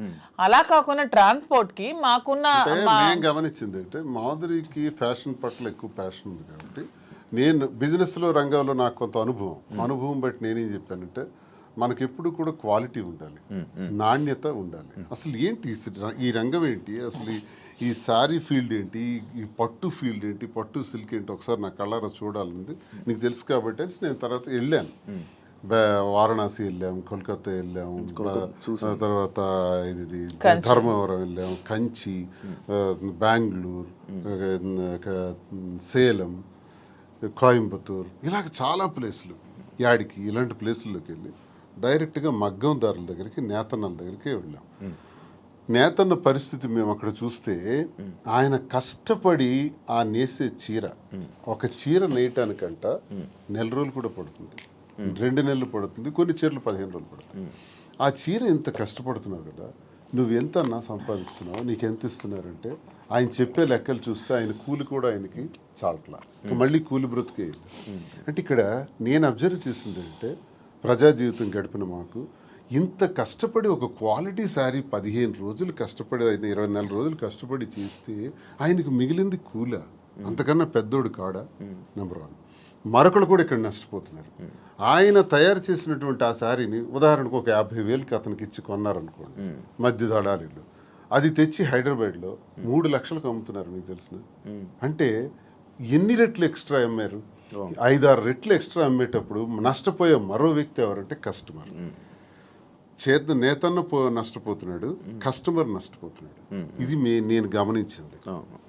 నేనేం చెప్పానంటే మనం లాభాపేక్షతో లాభాలు సంపాదించేయాలనుకుంటే 1,00,000 వ్యాపారాలు ఉంటాయి. నాకు తెలుసు చాలా వ్యాపారాలు ఉన్నాయి. ఇందులో నువ్వు ఇంట్రెస్ట్ పెడుతున్నావు కాబట్టి ఇందులో చెయ్యాలి అనుకుంటే నా తాలూకు ఉద్దేశం అంటే నాణ్యత ప్రాధాన్యత, నాణ్యతే ప్రామాణికం. ఈ 2 మైండ్లో ఎప్పుడు పెట్టుకో. Quality is our predominance. ఈ 2 బ్రెయిన్లో పెట్టుకుని ఆ ఏదైతే నేతన్న దగ్గర తీసుకుంటున్నామో ఆ నేతన్నకి మనం ఆర్థికంగా సహకరించి మరికొంత వెసులుబాటునిచ్చి అతను ఆ నేసేటట్లు చేసి అవన్నీ కలెక్ట్ చేద్దామని చెప్పి ఇప్పుడు 4-5 నెలల్లో మొత్తం దేశం నలుమూల నుంచి కలెక్ట్ చేసి దాన్ని స్టోర్లో పెట్టేటప్పుడు దానికి జిఎస్టీలు, ట్రాన్స్పోర్ట్ ఛార్జెస్, ప్రాఫిట్స్, మెయింటెనెన్స్ అన్నీ వేసుకుంటే 50,000 రూపాయల సారీని ఎంత కమ్మొచ్చు? 80,000కి అమ్మండి, 90,000కి అమ్మండి, అయితే 1,00,000కి అమ్మండి. 3 లక్షలు ఏంటండి? ఇది మోసం కదా కస్టమర్కి. మరి 3 లక్షలకు అమ్మిన లాభంలో కొంతైనా నేతనికి ఇస్తున్నావా? అది కూడా నష్టమే కదా నేతనికి. ఈ 2 ఆలోచించి ఈ 2 బ్యాలెన్స్ చేసి బిజినెస్ సక్సెస్ఫుల్గా రన్ అవ్వాలంటే వ్యాపారం పెట్టిన తర్వాత ఆ వ్యాపార యజమాని ఎవరన్నది జనానికి తెలుస్తుంది. వ్యాపారం పెట్టక ముందే మేమెవరమో జనానికి తెలుసు. కాబట్టి మా మీద ఒక ఎక్స్పెక్టేషన్ ఉంటుంది, ఒక నమ్మకంతో మా దగ్గరికి వచ్చేటప్పుడు ఆ కస్టమర్ ఆ కళ్ళల్లో నేను సరైన ప్రైస్ ఇచ్చాను అన్నటువంటి ఆనందాన్ని మేము చూడాలి. అరే నేను ఈ స్టోర్కి వచ్చి చాలా ఎక్కువ డబ్బులు ఇచ్చేసాననే బాధని ఎక్కడ ఏ కళ్ళల్లో కూడా మనం చూడకూడదు అన్నది మా ప్రధానమైనటువంటి ఉద్దేశం. నేతన్న దగ్గర నుంచి కస్టమర్కి మధ్యలో బాధ్యత వహిస్తూ రీజనబుల్ ప్రైస్, సరసమైన ధర ఇవ్వాలన్న దానితో ఇది ప్రారంభించి ఒక 6 బ్రాంచెస్, తర్వాత విజయవాడ, విశాఖపట్నం, రాజమండ్రి, కాకినాడ, బెంగళూరు కూడా అనుకుంటున్నాం. ఇంక జ్యువెలరీ కూడా స్టార్ట్ చేద్దామని ప్లాన్ చేస్తున్నాం. ఒక మంచి ఆలోచనతో దువ్వాడ శ్రీనివాస్ చీరలు అమ్ముతున్నాడా, దువ్వాడ శ్రీనివాస్ ఇలా అయిపోయాడా, అలాగే ఎవరైనా ప్రచారాలు చేసుకుంటే దువ్వాడ శ్రీనివాస్ రాజకీయం వదిలేడు, పదునైనటువంటి భాష వదలడు, తూర్పార పడ్డానికి ఎంత తోడైనా సరే ఆగే ప్రసక్తే లేదు, ప్రశ్నిస్తాడు. దువ్వాడ శ్రీనివాస్ రాజకీయం అనే గ్రౌండ్ ఫీల్డ్ వదిలేడు. దయచేసి ఆ భ్రమల నుంచి బయటపడమని వాళ్ళకి నేను సవాల్ చేస్తున్నాను. వ్యాపారం చేయాలని మాధురికి సహకారంగా పూర్తిగా ఉంటాను. తాను చేసే ఈ పట్టు సిల్క్స్లో ఈ స్టోర్స్ని బాగా డెవలప్ చేసే విధంగా, దాంతోపాటు యాడింగ్ జ్యువెలరీ కూడా విమెన్కి కావాల్సిన వాటి పైన ఆమెకి జ్యువెలరీలో కూడా బాగా నాలెడ్జ్ ఉంది కాబట్టి అవి కూడా పెట్టి అవి కూడా సరసమైన ధరలకి ఇచ్చే విధంగా మేము చేస్తామే తప్ప లాభాపేక్ష కోసం ఏదో అలా తప్పుడు పద్ధతుల్లో లాభం సంపాదించాలనే ఉద్దేశం కదా. అలా అనుకుంటే చాలా వ్యాపారాలు ఉన్నాయి. మా ఉద్దేశం అందుకే కాంచీపురం ఒకళా సిల్క్స్ అని కూడా పేరు పెట్టాం. ఒకళామాత పేరు. ఒకళామాత అంటే వెంకటేశ్వర స్వామి తల్లి. దీనికి హిస్టరీ కూడా మేము దానికి కనెక్ట్ అయినాం. ఎందుకు కనెక్ట్ అయ్యంటే వెంకటేశ్వర స్వామి పేరు పెట్టచ్చు. నేను వెంకటేశ్వర స్వామి భక్తులు మేము. స్వామి భక్తులుగా స్వామివారి తల్లి పేరు ఉకుళామాత పెడదామని. ఎందుకంటే ఒక చిన్న స్టోరీ ఉంది. ఉకుళామాత ద్వాపర యుగం ముందు యశోదాదేవి, యశోదాదేవిగా కృష్ణుడికి తల్లిగా పుట్టారు. మరి కృష్ణుడికి ఆ యుగధర్మం ప్రకారం, ఆ అవతారం తాలూకా పద్ధతి ప్రకారం ఆయనకి చాలా వివాహాలు జరిగాయి. ఆ వివాహాల్లో ఎక్కడా కూడా యశోదాదేవి పాత్ర లేదు. అప్పుడు ఆమెకు కోరిక ఉంటుంది, నా కొడుక్కి నేను పెళ్లి చేయలేకపోయానని. అది విష్ణువుకి తెలియజేస్తే విష్ణువు చెప్తారు, అమ్మా ఈ జన్మలో నీకు అది సాధ్యపడలేదు, కలియుగాంతంలో నువ్వు నాకు వివాహం చేస్తావు దగ్గరుండే అని మాట ఇస్తారు. ఆ మాట ప్రకారమే కలియుగాంతంలో ఆమె ఈ 7 కొండల్లోనే పుట్టి అక్కడే నివసిస్తూ ఓ కుటీరంలో ఉండగా కొన్ని కారణాల వల్ల వైకుంఠం నుంచి ఆ కొండపైనకి రావటం జరుగుతుంది వెంకటేశ్వర స్వామి. అప్పుడు నిరాడంబరుడుగా వచ్చి ఆ కుటీరానికి చేరినప్పుడు ఆమె చూస్తారు. నువ్వెవరు బాబు అని అడిగితే ఆయన సమాధానం చెప్పారు, నీ ఊరు అంటే అన్ని ఊళ్ళు నావే, నీ పేరు అంటే అన్ని పేర్లు నావే అని చెప్తారు. అప్పుడు ఉకుళాదేవి ఉకుళామాతగా కదా జన్మించారు. నీ పేరు శ్రీనివాసుడు అని పేరు పెడతాను, ఇక నుంచి నేను శ్రీనివాసుడు అని పిలుస్తాను అంటే వెంకటేశ్వర స్వామికి శ్రీనివాసుడు అని పేరు పెట్టింది ఉకుళామాత. అక్కడి నుంచి అప్పుడు చెప్తారు ఆయన ఎవరన్నది ఆమెకు అర్థమవుతుంది. అమ్మా గత జన్మలో నీకు ఇచ్చిన మాట ప్రకారం నేను వచ్చాను, ఆకాశరాజు కుమార్తె పద్మావతికి ఇచ్చి నా వివాహ ఏర్పాట్లు నువ్వే దగ్గరుండి చెయ్యని చెప్తారు. అప్పుడు తల్లిగా ఆకాశరాజు దగ్గరికి వెళ్ళి పద్మావతితో మాట్లాడి శ్రీనివాసుడికి ఇచ్చి వివాహం చేసే దానిలో వివాహ వేడుకలు ఎంత బ్రహ్మాండంగా చేస్తారంటే ఉకుళామాత. పెళ్లి కూతురు ఎలా ఉండాలి, పెళ్లి కొడుకు వెంకటేశ్వర స్వామి సాక్షాత్ ఎలా ఉండాలి, పెళ్లికి డబ్బులు కావాలి, ప్రతి పెళ్లికి అప్పు అవుతుంది, అందుకే ఆ అప్పు కోసం కుబేరుడి దగ్గర అప్పు తెచ్చి పెళ్లి చేయటం, ఆ అప్పే ఇప్పటి వరకు వెంకటేశ్వర స్వామి వడ్డీ కాసులు వాడిగా తీర్చుతుంటారు. సో మేమెందుకు కనెక్ట్ అయినామంటే సాంప్రదాయాలకు నెలవైన, పెళ్లిళ్లకు నెలవైన, మంచి హస్తవాసి కలిగిన ఆ వెంకటేశ్వర స్వామి వారి తల్లి ఉకుళామాత పేరుని కాంచీపురం పట్టు సిల్క్స్ కి నెలవైన ఆ ప్రాంతాన్ని కంచి కామాక్షిదేవి ఆశీస్సులతో కాంచీపురం ఉకుళ సిల్క్స్ అని పేరు పెట్టి ఈ పట్టు చీరలు ఏదైతే మేము అమ్ముతామో సాంప్రదాయాలకు నెలవైన అమ్మవారి ఆశీస్సులతో ప్రతి ఒక్కరి చేతికి తాకాలని, వారి పాదాలని, వెంకటేశ్వర స్వామి విగ్రహం కూడా అక్కడ పెడుతున్నాం, ఉకుళామాత విగ్రహం కూడా ఉంటాయి, వారి పాదాలకు తాకి ఆ వస్త్రాలను అందరికీ అందజేయాలనే ఉద్దేశంతో కాంచీపురం ఉకుళ సిల్క్స్ అని పేరు పెట్టాం. అందుకు మీకు స్టోరీ తెలియజేస్తాను. ఇది ఒక దీని మీద ఇంత ఎక్సర్సైజ్ చేసామని చెప్పడానికి మీకు నేను తెలియజేస్తాను. ఇంత కష్టపడి ఇంత ఎక్సర్సైజ్ చేసి లాభాపేక్ష కోసం చేసింది కాదు, ఒక గుడ్ విల్ పెంచుకోవటానికి, మరింత సేవలు వ్యాపార రంగం ద్వారా కూడా అందించడానికి ప్రజలకు ఇది మేము చేస్తాం. మీ యూట్యూబ్ ఛానల్ ఎలా నడుస్తుంది? బాగా నడుస్తుంది? లేదండి, షాప్ గోల్లో పడి యూట్యూబ్ ఆపేసాను, చాలా రోజులు అయింది. స్టార్టింగ్ లో మీ యూట్యూబ్ ఛానల్ కి ఎంతో తక్కువ మంది ఫాలోవర్స్ ఉండేవాళ్ళు, అలాగే ఈ మధ్య ఈ ఇష్యూ అయిన తర్వాత మంచి సబ్స్క్రైబర్ తో, మంచి వ్యూవర్షిప్ తో, అదే చాలా లక్షల్లో సబ్స్క్రైబర్, మంచి వ్యూవర్షిప్ తో వెళ్ళింది, మంచి సక్సెస్ అయినట్టుంది యూట్యూబ్ అంతా. రెవెన్యూ పరంగా వచ్చింది నాకు. స్టార్ట్ చేసిన 1 month లోనే 2 lakhs అంత వచ్చింది యూట్యూబ్ లో. ఆ పిల్లలే తీసుకుంటున్నారు, వీడియోస్ పెడతారు కదా వాళ్ళే. తర్వాత మరి గ్యాప్ వచ్చింది, నేను షాప్ హడావుడిలో పడి ఈ సారీ వీవింగ్ చేయించడం, వీవర్స్ దగ్గర యూట్యూబ్ ఛానల్ వాళ్ళకి ఇచ్చారు, బట్ మీరు లోపల కనబడతారు అంతే. అంతే, నాకు లోపల రెవెన్యూ కోసం కాదు, నాకు పబ్లిక్ తో ఇంటరాక్షన్ కావాలి, పీపుల్ నాకు దగ్గర అవ్వాలి. ఫేమింగ్ అంటే ఫేమ్, జనాల్లో ఫేమ్ అంటే ఒక అందరూ నన్ను గుర్తుపట్టాలి, ఈ ఫేమ్ పిచ్ ఉందా? ఎందుకు ఉండదు? మీకు లేదా? మీకు లేదా? నాకు తెలియకుండా నాకు వచ్చింది కాదు, అడుగుతున్నా. ఫేమ్ ఎవరికైనా ఉంటుంది, మనిషి లక్షణమే అది, ఎవరికైనా ఉంటుంది, ఎందుకు ఉండదు? మనం గొప్పగా ఉండాలి, ఫేమ్ రావాలి, అందరూ మనం గుర్తుపట్టాలి. సినిమాలో నటించాలని కోరికలు ఉన్నాయి, సినిమాలో నటించాలని కోరిక కూడా ఉంది నాకు. ట్రై చేస్తున్నా, లేదు ఇంతవరకు ఎప్పుడు ట్రై చేయలేదు, చూద్దాం ఎప్పుడైనా. సినిమా మీ ఇద్దరేనా? అలానే కాదు, నాకు మంచి అంటే విలన్ క్యారెక్టర్ చేయాలని ఉంది, మంచి విలన్ రోల్స్. అలా సీరియల్స్ చూస్తారా? లేదు, సీరియల్స్ అలవాట్లేదు నేను ఎంతవరకు ఎప్పుడు ఒక సీరియల్ కూడా చూడలేదు. మీకు పంపిస్తారా సినిమా యాక్టింగ్ ఇంట్రెస్ట్? నాకు సినిమా తీసాం కదా ఇద్దరు, వాలంటీర్ అని ఒక సినిమా తీసి రిలీజ్ చేసాం. ఓకే ఓకే, నాకు ఇంట్రెస్ట్ ఫీల్డ్, ఎందుకంటే చేయడానికి తప్పే ఉంది, అవన్నీ హాబీస్, అవి ఇంట్రెస్ట్స్, తప్పే లేదు. సార్ ఇది ఈ బొట్టు ఎందుకు సార్ ఇలా పెడతారు? ఇంత అమ్మవారి బొట్టు. ఓకే, అంటే మిమ్మల్ని ఎప్పుడు ఫ్రేమ్లో చూసినా బొట్టు అలా ఉంటూనే ఉంటుంది. అసలు నాకు తెలిసి హిందూ సాంప్రదాయ ప్రకారం ప్రతి ఒక్కరు కూడా బొట్టు పెట్టుకోవాలి. అది అబ్బాయిలైనా అమ్మాయిలు కానీ. మీ మధ్యన ట్రెండ్ ఫాలో అవుతూ మీరు పెట్టుకోరు. శ్రీనివాస్ గారు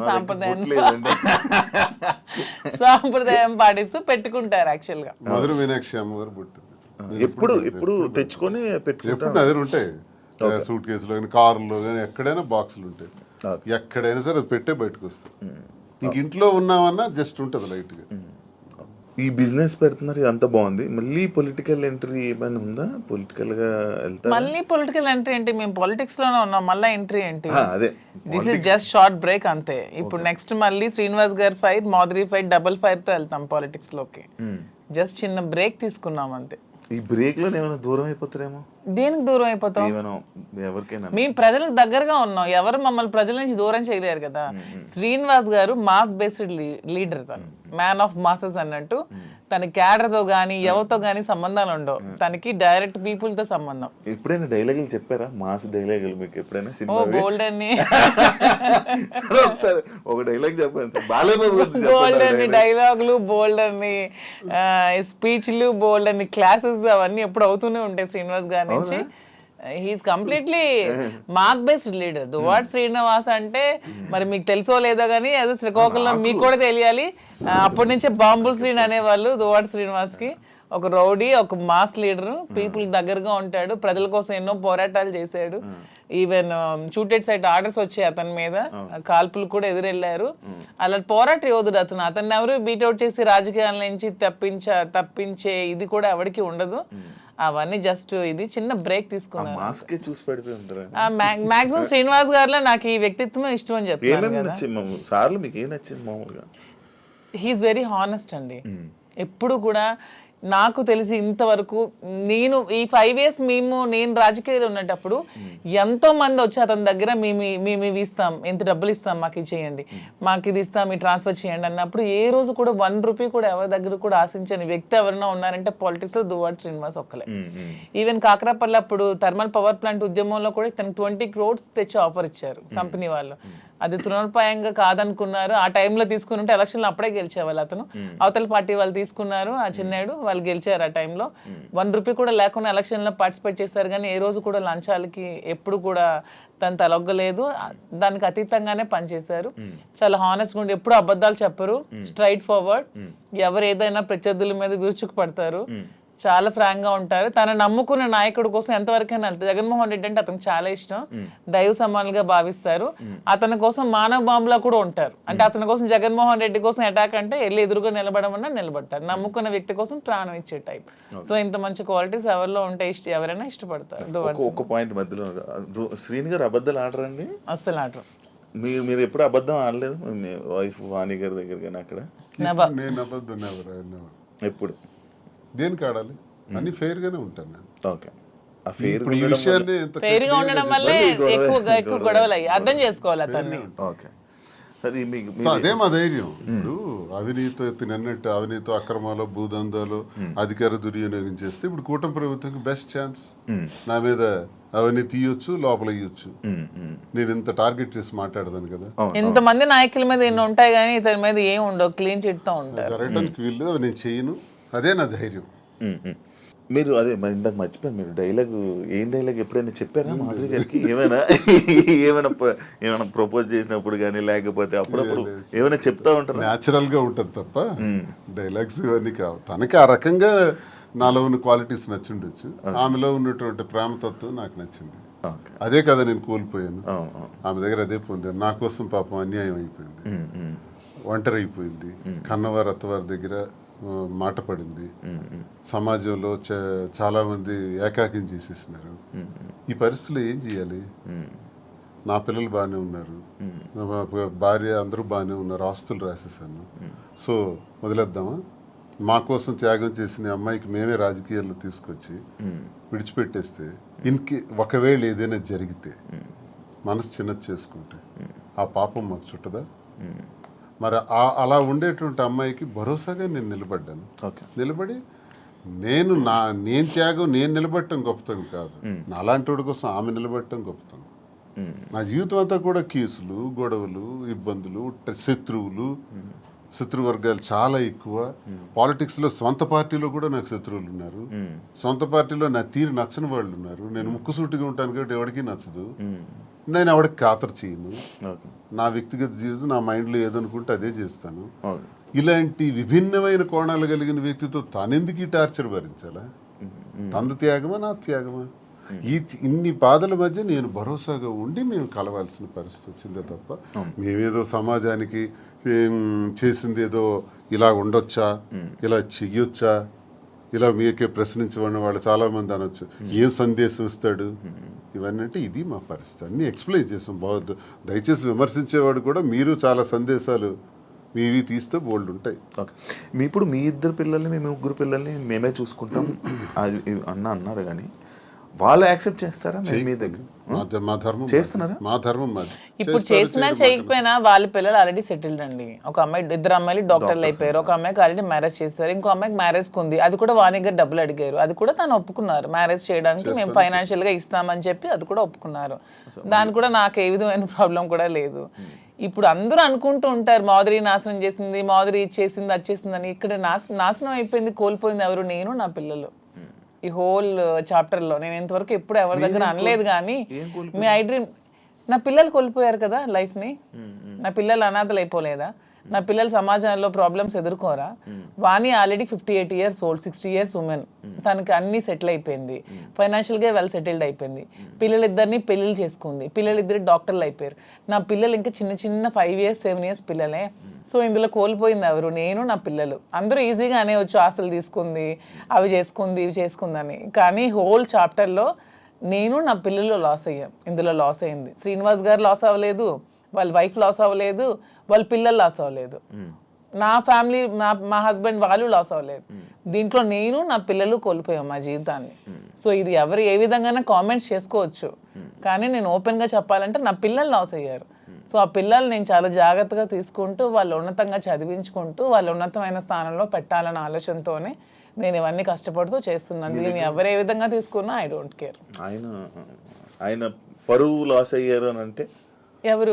శ్రీనివాస్ గారు పరువు ఎక్కడ లాస్ అయింది? శ్రీనివాస్ గారిని ఎవరు అనట్లేదు. ఇప్పుడు మీరే అన్నారు మాధురియే లాక్కుంది, మాధురియే వశీకరణం చేసింది, మాధురియే మందు పట్టింది అంటున్నారు. కానీ శ్రీనివాస్ గారు మాధురిని వశీకరణం చేశాడు, శ్రీనివాస్ మాధురిని మోసం చేశాడు, శ్రీనివాస్ మాధురిని నమ్మబలికాడని ఎవరు అనట్లేదు కదా. పోతుందంటే దేశద్రోహం చేసిన, అవినీతి చేసిన, ఇంకోటికి తాలూకు ఆస్తులు దోచేసిన ఇలాంటివి పరుగుపోయాం. అసలు ఇది మా పర్సనల్ ఇష్యూ అండి. పర్సనల్ ఇష్యూకి దీనికి సంబంధం ఏంటి? పర్సనల్ ఇష్యూ మా మానసిక సంఘర్షణ వల్ల మేము తీసుకున్న నిర్ణయాలు. నన్ను క్యారెక్టర్ అసాసినేషన్ చేశారు, నన్ను పొలిటికల్ గా నన్ను ట్రోల్స్ చేస్తున్నారు, నన్ను కామెంట్స్ చేస్తున్నారు, నన్ను కాంట్రవర్సీలో పెడుతున్నారు, ఎన్ని నెగిటివ్ కామెంట్స్ చేస్తున్నారు, నాది కాని వీడియోస్ నేనని పెడుతున్నారు, నాది కాని వాయిస్లు నావని పెడుతున్నారు. ఏ యాక్సిడెంట్ లో ఎన్ని ఒకటా రెండా ఈ 6-7 నెలలుగా నా మీద ఎన్ని చేయాలన్నది ఎవ్వరికి ప్రపంచంలో ఏ పని లేదన్నట్టు ఒక్క మాధురియే ఉందన్నట్టు నన్నే అటాక్ చేస్తూ, నన్నే ట్రోల్ చేస్తూ, నన్నే సెంటర్ చేస్తూ, నన్నే టార్గెట్ చేస్తూ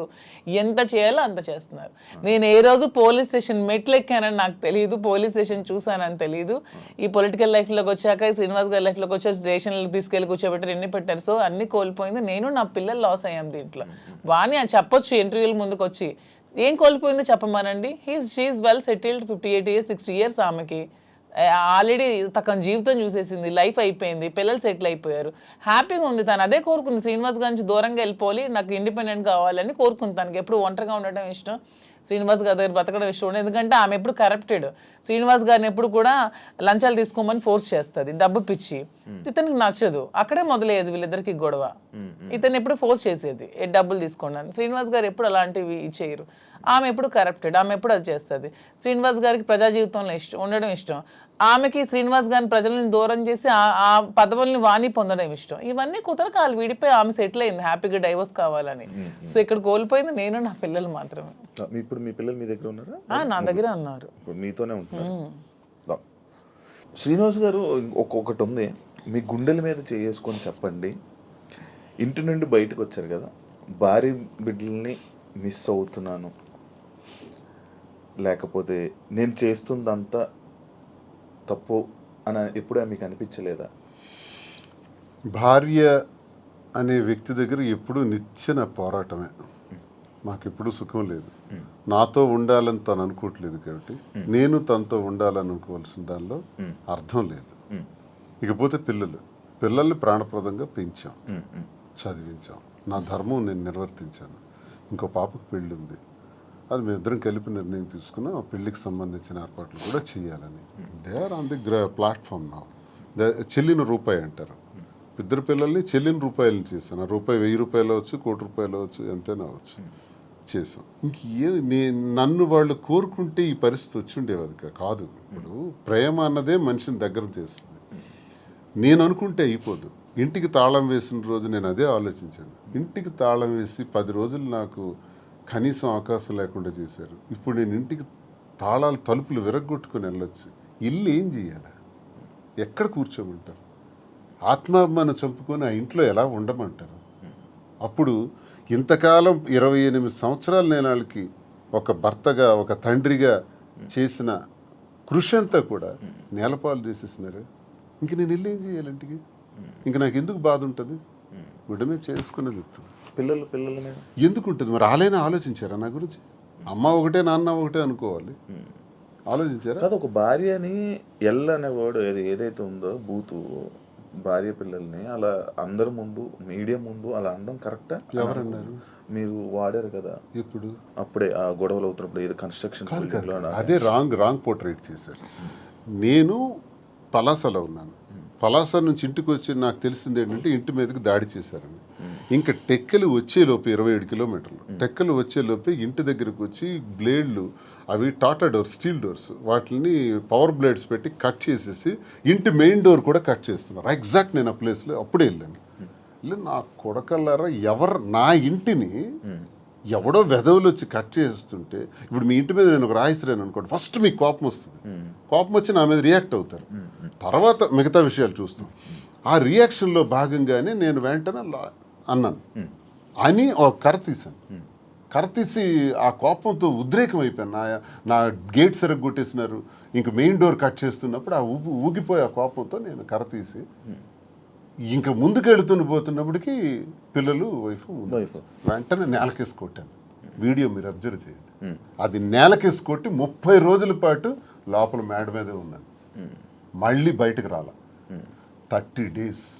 ఎందుకు నేలకేసి కొట్టాలి? ఆ వీడియోలో నేను ఆ ఎల్లని పదం వాడింది ఆ ఇంటి మీద కట్ చేయడానికి వచ్చే వాళ్ళ మీద, వీళ్ళ మీద కాదు. కానీ వాళ్ళ మీదకి నేను వెళ్తుంటే వీళ్ళు ఎదురుగా వచ్చినప్పుడు నేలకేసి కొట్టాను. నేలకేసి కొట్టింది కూడా మీరు చూడండి ఆ వీడియోలో. ఎందుకు నేలకేసి కొట్టాలి? పైకి తీసింది, పైకి తీసిన కర్ర ఎవరికైనా తగలాలి, ఏదో జరగాలి. తగలలేదే, నేలకెందుకు కొట్టాను? దాని అర్థం వాళ్ళు ఎదురుగా వచ్చారు కాబట్టి. వీళ్ళు మళ్ళీ ఎదురుగా వస్తున్నారు, నేలకేసి కొట్టేశాను. ఆ బాధ, వాళ్ళ మీద ఉండే ప్రేమాభిమానాలతోనే నేలకు కొట్టాను. లేకపోతే కర్ర పైకి లేచి ఉండేది. 4 రోజులు నరకమే అనిపించాను ఇంట్లో. రోజుకి 2 ఇడ్లీలు తిని బతికిన రోజులు కూడా ఉన్నాయి. ఎవరు చూస్తారు? ఇంటి దగ్గర ఇళ్ళే సరెండర్ చేసి అచ్చెన్నాయుడు సహాయంతో చుట్టూ పోలీసులు ఉండి ఓడిపోయానని నాకు చేసిన హింసకు ఇవన్నీ అవసరమా అండి? ఆ రోజు ఎక్కడి నుంచి పోవాలి, ఎక్కడున్నా పర్వాలేదు, లుంగీ షర్ట్ గాడు ఇన్ని విమర్శించిన ఆమె ఆఖరిలో ఒక మాట మార్చింది, ఆయన ప్రాణానికి ప్రమాదం ఉందని. మరి ప్రాణానికి ప్రమాదం ఉన్నప్పుడు ఇప్పుడు 4 నెలలు అవుతుంది, నేను ఎక్కడున్నాను చూస్తున్నాను. మరి ఇప్పుడు ప్రాణానికి ప్రమాదం లేదా? ఇంటికి తాళం వేసావు కదా, తాళం వేసి ఈ రోజుకి సుమారు 2 ఏళ్ళు పైన అయిపోయింది కదా, ఇప్పుడు నా ప్రాణానికి ప్రమాదం లేదా? ఈ సడన్గా వచ్చిన వాక్కులే. మరి అంతకుముందు టెక్కల నుంచే పోవాలన్నావు, ఉండకూడదన్నావు. అసలు పరిష్కార మార్గం ఇదా? భార్యాభర్తల మధ్య జరిగే గొడవకి పరిష్కార మార్గం ఇదా? 4 గోళ్ల మధ్య చర్చించుకోవాలి, లేదా పెద్ద మనుషులకు చెప్పాలి, పరిష్కరించుకోవాలి, లేదా కోర్టుకు పోవాలి. మీడియా ఏంటి? ఇంటికి రావడానికి మీడియా ఎందుకు? కార్యకర్తలు ఎందుకు? ప్రజలు ఎందుకు? అంటే రచ్చ చేయడానికి కదా, నన్ను అబాస్పాలు చేయడానికి కదా, నన్ను క్యారెక్టర్ అసాసినేట్ చేయడానికి కదా. అప్పుడు ఎలా కలుస్తారో చెప్పండి. కానీ ఈ ఇష్యూ, అప్పుడు ప్రేమాభిమానాలు ఎందుకు ఉంటాయో నాకు చెప్పండి ఒకసారి. ఈ మ్యాటర్ని మీరు ఏదో రాజకీయం చేసినట్టు ఇప్పుడు మాటల్లోనే అర్థమవుతుంది. అంటే అచ్చెన్నాయుడు గారు ఎందుకు వచ్చారు ఈ ఇష్యూ? అచ్చెన్నాయుడు సహాయం లేదు, పోలీసులు వచ్చి అక్కడ ఆవిడకి ఎందుకంటే అంటే ఇంటికి ఒక ముందు lady- అలా కాదు శివ గారు, ఒక్క నిమిషం అండి. ఈ ఇంటికి రాకముందే మేము ఏ ఇల్లు అయితే కట్టుకొని మా ఇద్దరం ఇంట్లో ఉంటున్నామో, ఈ ఇంటికి ముందు 1 year ముందే ఆవిడ డైవర్స్ కావాలని ఎదురు సెటిల్మెంట్ కోరుకుని ఎదురు సెటిల్మెంట్ అయిపోయింది. ఆమె డైవర్స్ కావాలని అడిగింది. శ్రీనివాస్ గారు పాపం పిల్ల కోసం ఆలోచించి డైవర్స్ వద్దు అది ఇది అని చెప్పినా సరే ఆమె ఏమీ వెనుకునే డైవర్స్ కావాలని 2023లో అడిగింది ఆమె. మేము 2024లో ఈ హౌస్ కన్స్ట్రక్షన్ చేసుకొని మా ఇద్దరం కలిసి ఇంట్లో ఉంటున్నాం. అది ఆమెకు కూడా తెలుసు. ఆమెకు తెలిసే ఫైనాన్షియల్ సెటిల్మెంట్ కోరింది. ఫైనాన్షియల్ సెటిల్మెంట్ కూడా చేసాం. ఎవ్రీ మంత్ డబ్బులు అడిగింది, అవి కూడా ఇచ్చాం. మొత్తం అన్ని చేసింది. సో ఎప్పుడు జరిగింది ఇది? 1 year ముందు జరిగితే 2024లో వచ్చి ఆమె ఇల్లు దగ్గరికి వచ్చి గొడవ చేయడం ఏంటి? సో ఇది కూటమి ప్రభుత్వం ఈ అచ్చెన్నాయుడు సపోర్ట్ కాదంటారా? మరి ముందు ఆమె డైవర్స్ కావాలని అడిగిన ఆమె ఇప్పుడు ఎందుకు వచ్చి ఇల్లు బ్రేక్ చేస్తుంది? మేము కట్టుకుని ఇల్లు ఆమెకి ఎందుకు కావాలి ఇప్పుడు? ఆ రాత్రి పోలీసులతో పాటు తెలుగుదేశం కార్యకర్తలు ఇంటి దగ్గరికి వచ్చారు. నేను ఒక ఎమ్మెల్సీగా ఉన్నాను కదా, దేనికి వచ్చారు అసలు? ఇంకో విషయం నాకు హయ్యర్ అఫీషియల్ నాకు చెప్పాడు పోలీసులు, సార్ మీరు మొన్న కర్ర తీశారు, మీకు ఆ కర్ర తీసినందుకు 307 పెట్టమన్నారు సార్. 307 పెట్టి చేయమన్నారు. మేము ఎలా చేస్తాం? 307 పెట్టలేము. 307 పెట్టాలంటే వూండ్ ఉండాలి, గాయం లేదు. గాయం లేకుండా మేము 307 పెట్టలేమని చెప్పేసినాం. కానీ మీ మీద మళ్ళీ 307 పెట్టమని ప్రెజర్ ఇచ్చారు. మళ్ళీ same situation second time repeat అయితే 307 మీ మీద పెట్టక తప్పదు, మీరు జైలుకి వెళ్ళక తప్పదు. ఎందుకు ఈ మాట అన్నారో తెలుసా? నాకు 307 పెట్టి లోపలికి పంపిస్తే ఎంటర్ అయిపోతారు ఇంట్లో. మరి ఆ పెద్ద అఫీషియల్ నాకు చెప్పాడు, నేను ఒక ఎమ్మెల్సీగా ఉన్నది, పేరు చెప్పకూడదు, గవర్నమెంట్ అఫీషియల్. అంటే ఏ ధైర్యంతో చెప్పాడు? 307 పెట్టే ధైర్యం చెప్పమంది ఎవరు? ఆ పేరు కూడా చెప్పాడు, అచ్చెన్నాయుడు పెట్టమన్నాడు అని, చెప్పమన్నాడు అని. మరి అచ్చెన్నాయుడు ఇన్వాల్వ్మెంట్ నా మీద, భార్య టెక్కల నుంచి పంపిస్తుంది కాబట్టి సపోర్ట్ చేశాడు అచ్చెన్నాయుడు. 2023లో ఆమె డైవర్స్ అడిగింది. 24లో ఇంటికి వచ్చి గొడవ చేసింది. ఓకే, అదంతా ప్లాన్ గా చేసిన డ్రామా. 29th August 23 29th. మీరు ఇప్పుడు 24th గురించి మాట్లాడుతున్నారు. 24 ఆగస్ట్ గురించి మీరు మాట్లాడుతున్నారు. ఇదే ఆగస్ట్ 29th నాకు ఇంటి నుంచి వచ్చినటువంటి message, never and ever dare to speak with me, never and ever dare to mention me as your wife in any interview, because we both don't want to have relation anymore. You only mention my name and I am also not to mentioning you as my husband. I want divorce. అని first తానే. అది 2023. Okay. ఈ గొడవ 2024.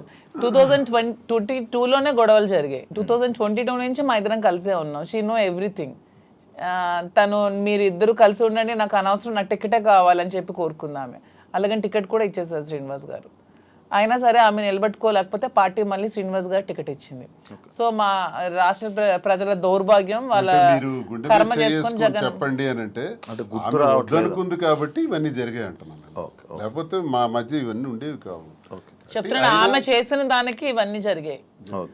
ఆమె ఏదో ఏడుస్తూ ఉంటే నమ్మేస్తున్నారు జనాలు. వాణి ఏదో నష్టపోయింది అనుకుంటే, వాణి షీఈస్ వెరీ వెరీ హ్యాపీ. నన్ను బయటకు పుష్ చేయడం వల్ల షీఈస్ ఫీలింగ్ వెరీ హ్యాపీ. అది చాలా మందికి తెలియదు. ఇప్పుడు మీకు ఇప్పుడు వెళ్తారు కదా మీ ఊరు, మీ ఇల్లు కట్టుకున్న ఇంటిదే ఉంటాం. మేము కట్టుకున్న ఇంట్లో ఉంటాం. మీరు కట్టుకున్న ఇంట్లోనే ఉంటున్నాము. హ్యాపీగా ఉన్నారు. వాళ్ళకి ఏ నష్టం సార్? వాళ్ళకి ఏముంది? వాళ్ళకి నష్టమే ఉంది. దేనికి లోటు ఉంది? వాళ్ళకి నష్టం ఉంటుంది. అన్ని సెటిల్డ్ కదా. నాకు ప్రాబ్లం ఉంది. ఇప్పుడు నా బండి ఎలా నడపాలి? ఇప్పుడు ఆ పాపకని, రెండో పాపకని పెళ్లికి సంబంధించి, ఇప్పుడు నా నష్టపోయిన ఈ 3 పిల్లలకు సంబంధించి ఈ వ్యాపారాలు, ఈ ఒత్తిళ్ళు ఇప్పుడు నాకున్నాయి తప్ప వాళ్ళకే ఉంది. తనకేముంది చెప్పండి? ఆ వద్దనుకుంటున్నాను, ఫ్రీగా ఉంది. Done, thank you. నేను ఇప్పుడు మీ రాజకీయం మీరు వదిలేసేయండి, మీ బిజినెస్ మ్యాన్ అని కానీ మీరు కూడా రాజకీయం వదిలేసి ఇప్పుడు మీరు 2022లో మీరిద్దరు ప్రేమికులుగా ఎలాగ ఉన్నారు అలానే ఇప్పుడు నా ముందు ఉండండి కాసేపు. ఇప్పుడు ఈ దేని గురించి మనం మాట్లాడట్లేదు. Actually interview February 14th lovers day. మీరు ఇప్పుడు ప్రేమికులే కదా? February 14th ప్రేమికులం కాదు, మేము ప్రతిరోజు ప్రేమికులం. అందుకే ఇప్పుడు కూడా ఈ February 14th వస్తుంది కాబట్టి, ఇది February 14th స్పెషల్ కాబట్టి మీకు కొన్ని ఉన్నాయి. అంటే మీకు rose day, teddy day, chocolate day ఇలాంటివి తెలుసా? ఐడియా ఉంది కదా? వ్యాలంటైన్స్ డే గురించి కూడా ఉంది కదా. ఏం సార్ అసలు చాలా మందికి దీని మీద అపోహలు కూడా ఉన్నాయి.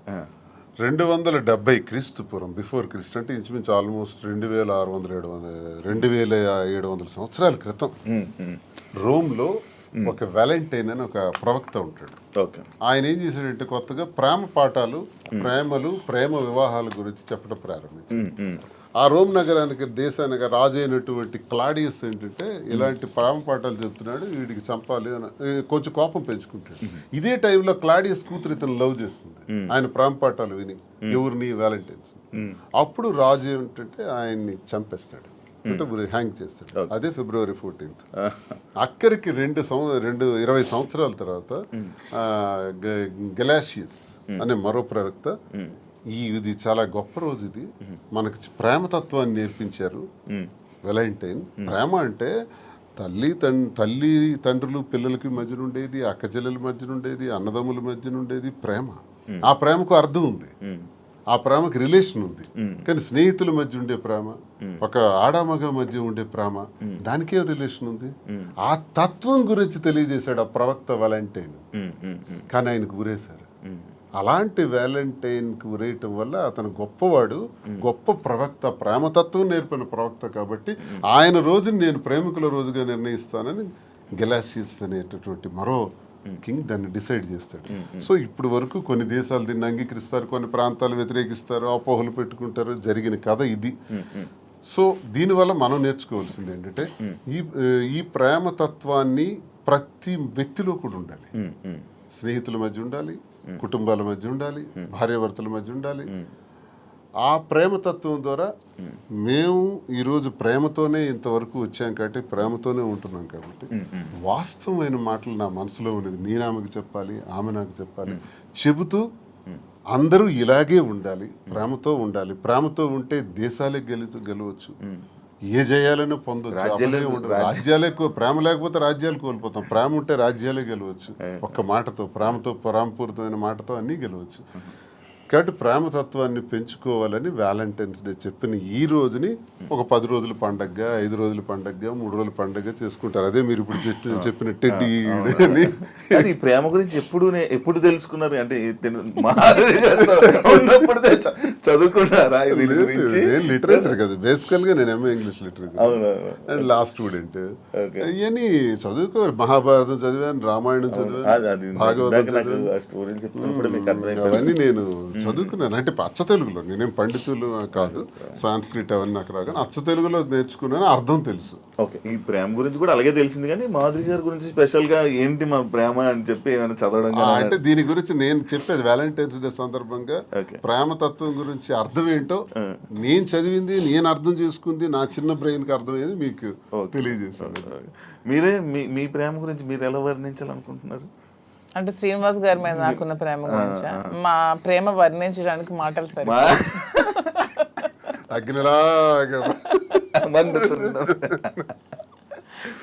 ఇప్పుడు నేను ఈ రోజు వరకు ఎప్పుడు నా జీవితంలో వ్యాలంటైన్స్ డేకి ఈ డేస్ ఏవైతే ఉంటాయో అది నాకు ఎక్స్పీరియన్స్ లేదు. బట్ నేను ఎప్పుడు చూడలేదు. అంటే ఎలా ఇచ్చుకుంటారు, ఎలా మాట్లాడుకుంటారు, నేను ఉండేది అవన్నీ అయిపోయి సార్. కానీ ఇప్పుడైతే ఏం లేదు, ఖాళీ. ప్రేమ ఉండాలి జీవితంలో. దొరకట్లేదు సార్. నేను ప్రేమనిస్తున్నాను. చూడండి, ఎవరైనా శివన్ మీరు ఎప్పుడైతే ప్రేమిస్తారో గ్యారంటీగా ప్రేమించే వ్యక్తులు దొరుకుతారు. ఈ రోజు మీకు చెప్తాను, నేను అందరికీ ప్రేమనిస్తున్నాను సార్. అంత ప్రతి ఒక్కరిని ప్రేమిస్తున్నాను. కానీ నన్ను ఎవరు ప్రేమించారు? ప్రేమిస్తారు. అది వెయిటింగ్ సార్. నాకు కూడా ఏదో ఒక రోజు అలాగా చీకట్లో నుంచి గెంతుకుంటూ అలా ఎప్పుడైనా వస్తారేమో వెయిటింగ్.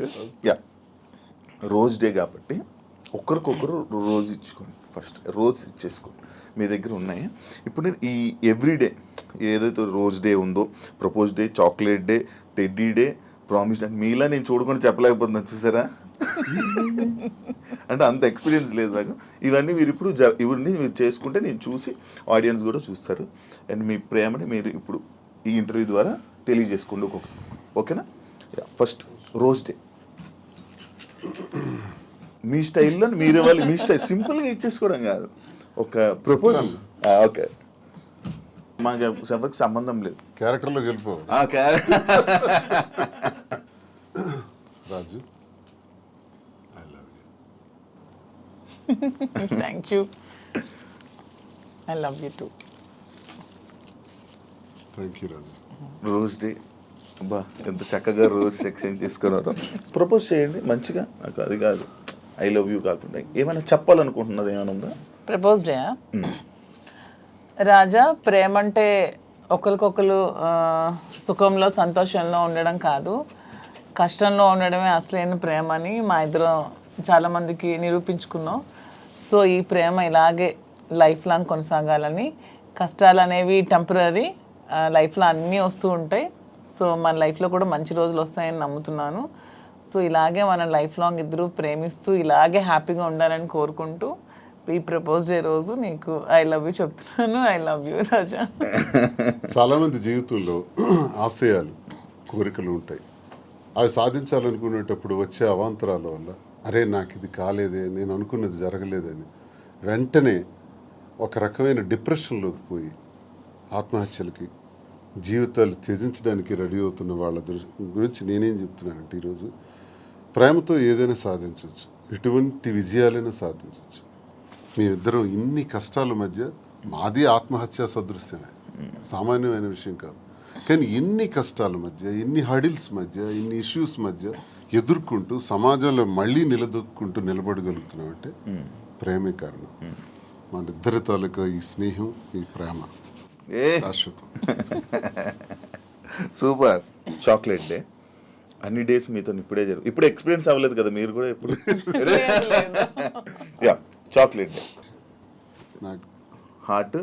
ఇప్పుడు మీ ఇద్దరు ఆ చాక్లెట్ని ఓపెన్ చేసుకొని ఆ హార్ట్ అందులో ఒక చాక్లెట్ ఇద్దరు పంచుకొని షేర్ చేసుకొని ఒకరు నోరు ఒకరు తీప్ చేసుకోండి. వ్యాలంటైన్స్ డే సందర్భంగా ఈరోజు chocolate day. Very good. Hot.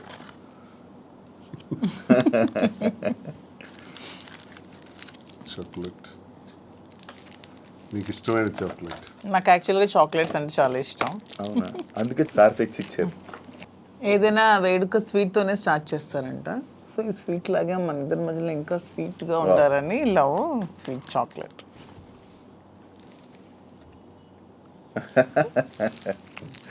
మన ఇంటర్వ్యూ ద్వారా మీకు అన్ని డేస్ అయిపోతున్నాయి.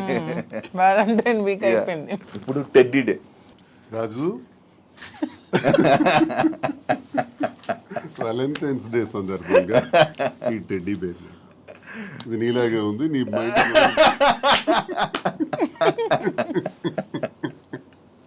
అంటే క్యూట్ ఉందనా? అంటే నేను టెడ్డీలో చబ్బీగా ఉన్నానని. అచ్చా, సూపర్. Thank you. ఇప్పుడు థ్యాంక్ యూ చెప్పారు. Promise day. ఒకరికొకరు ప్రామిస్ చేసుకోవాలనుకుంటే ఏం ప్రామిస్ చేసుకోవాలనుకుంటున్నారు? రాజు, నన్ను నమ్మి నా కోసం నిలబడినటువంటి నీకు నేను ఉన్నంత వరకు తోడుగా ఉంటాను, అండగా ఉంటాను. ఇది మాట. తప్పు.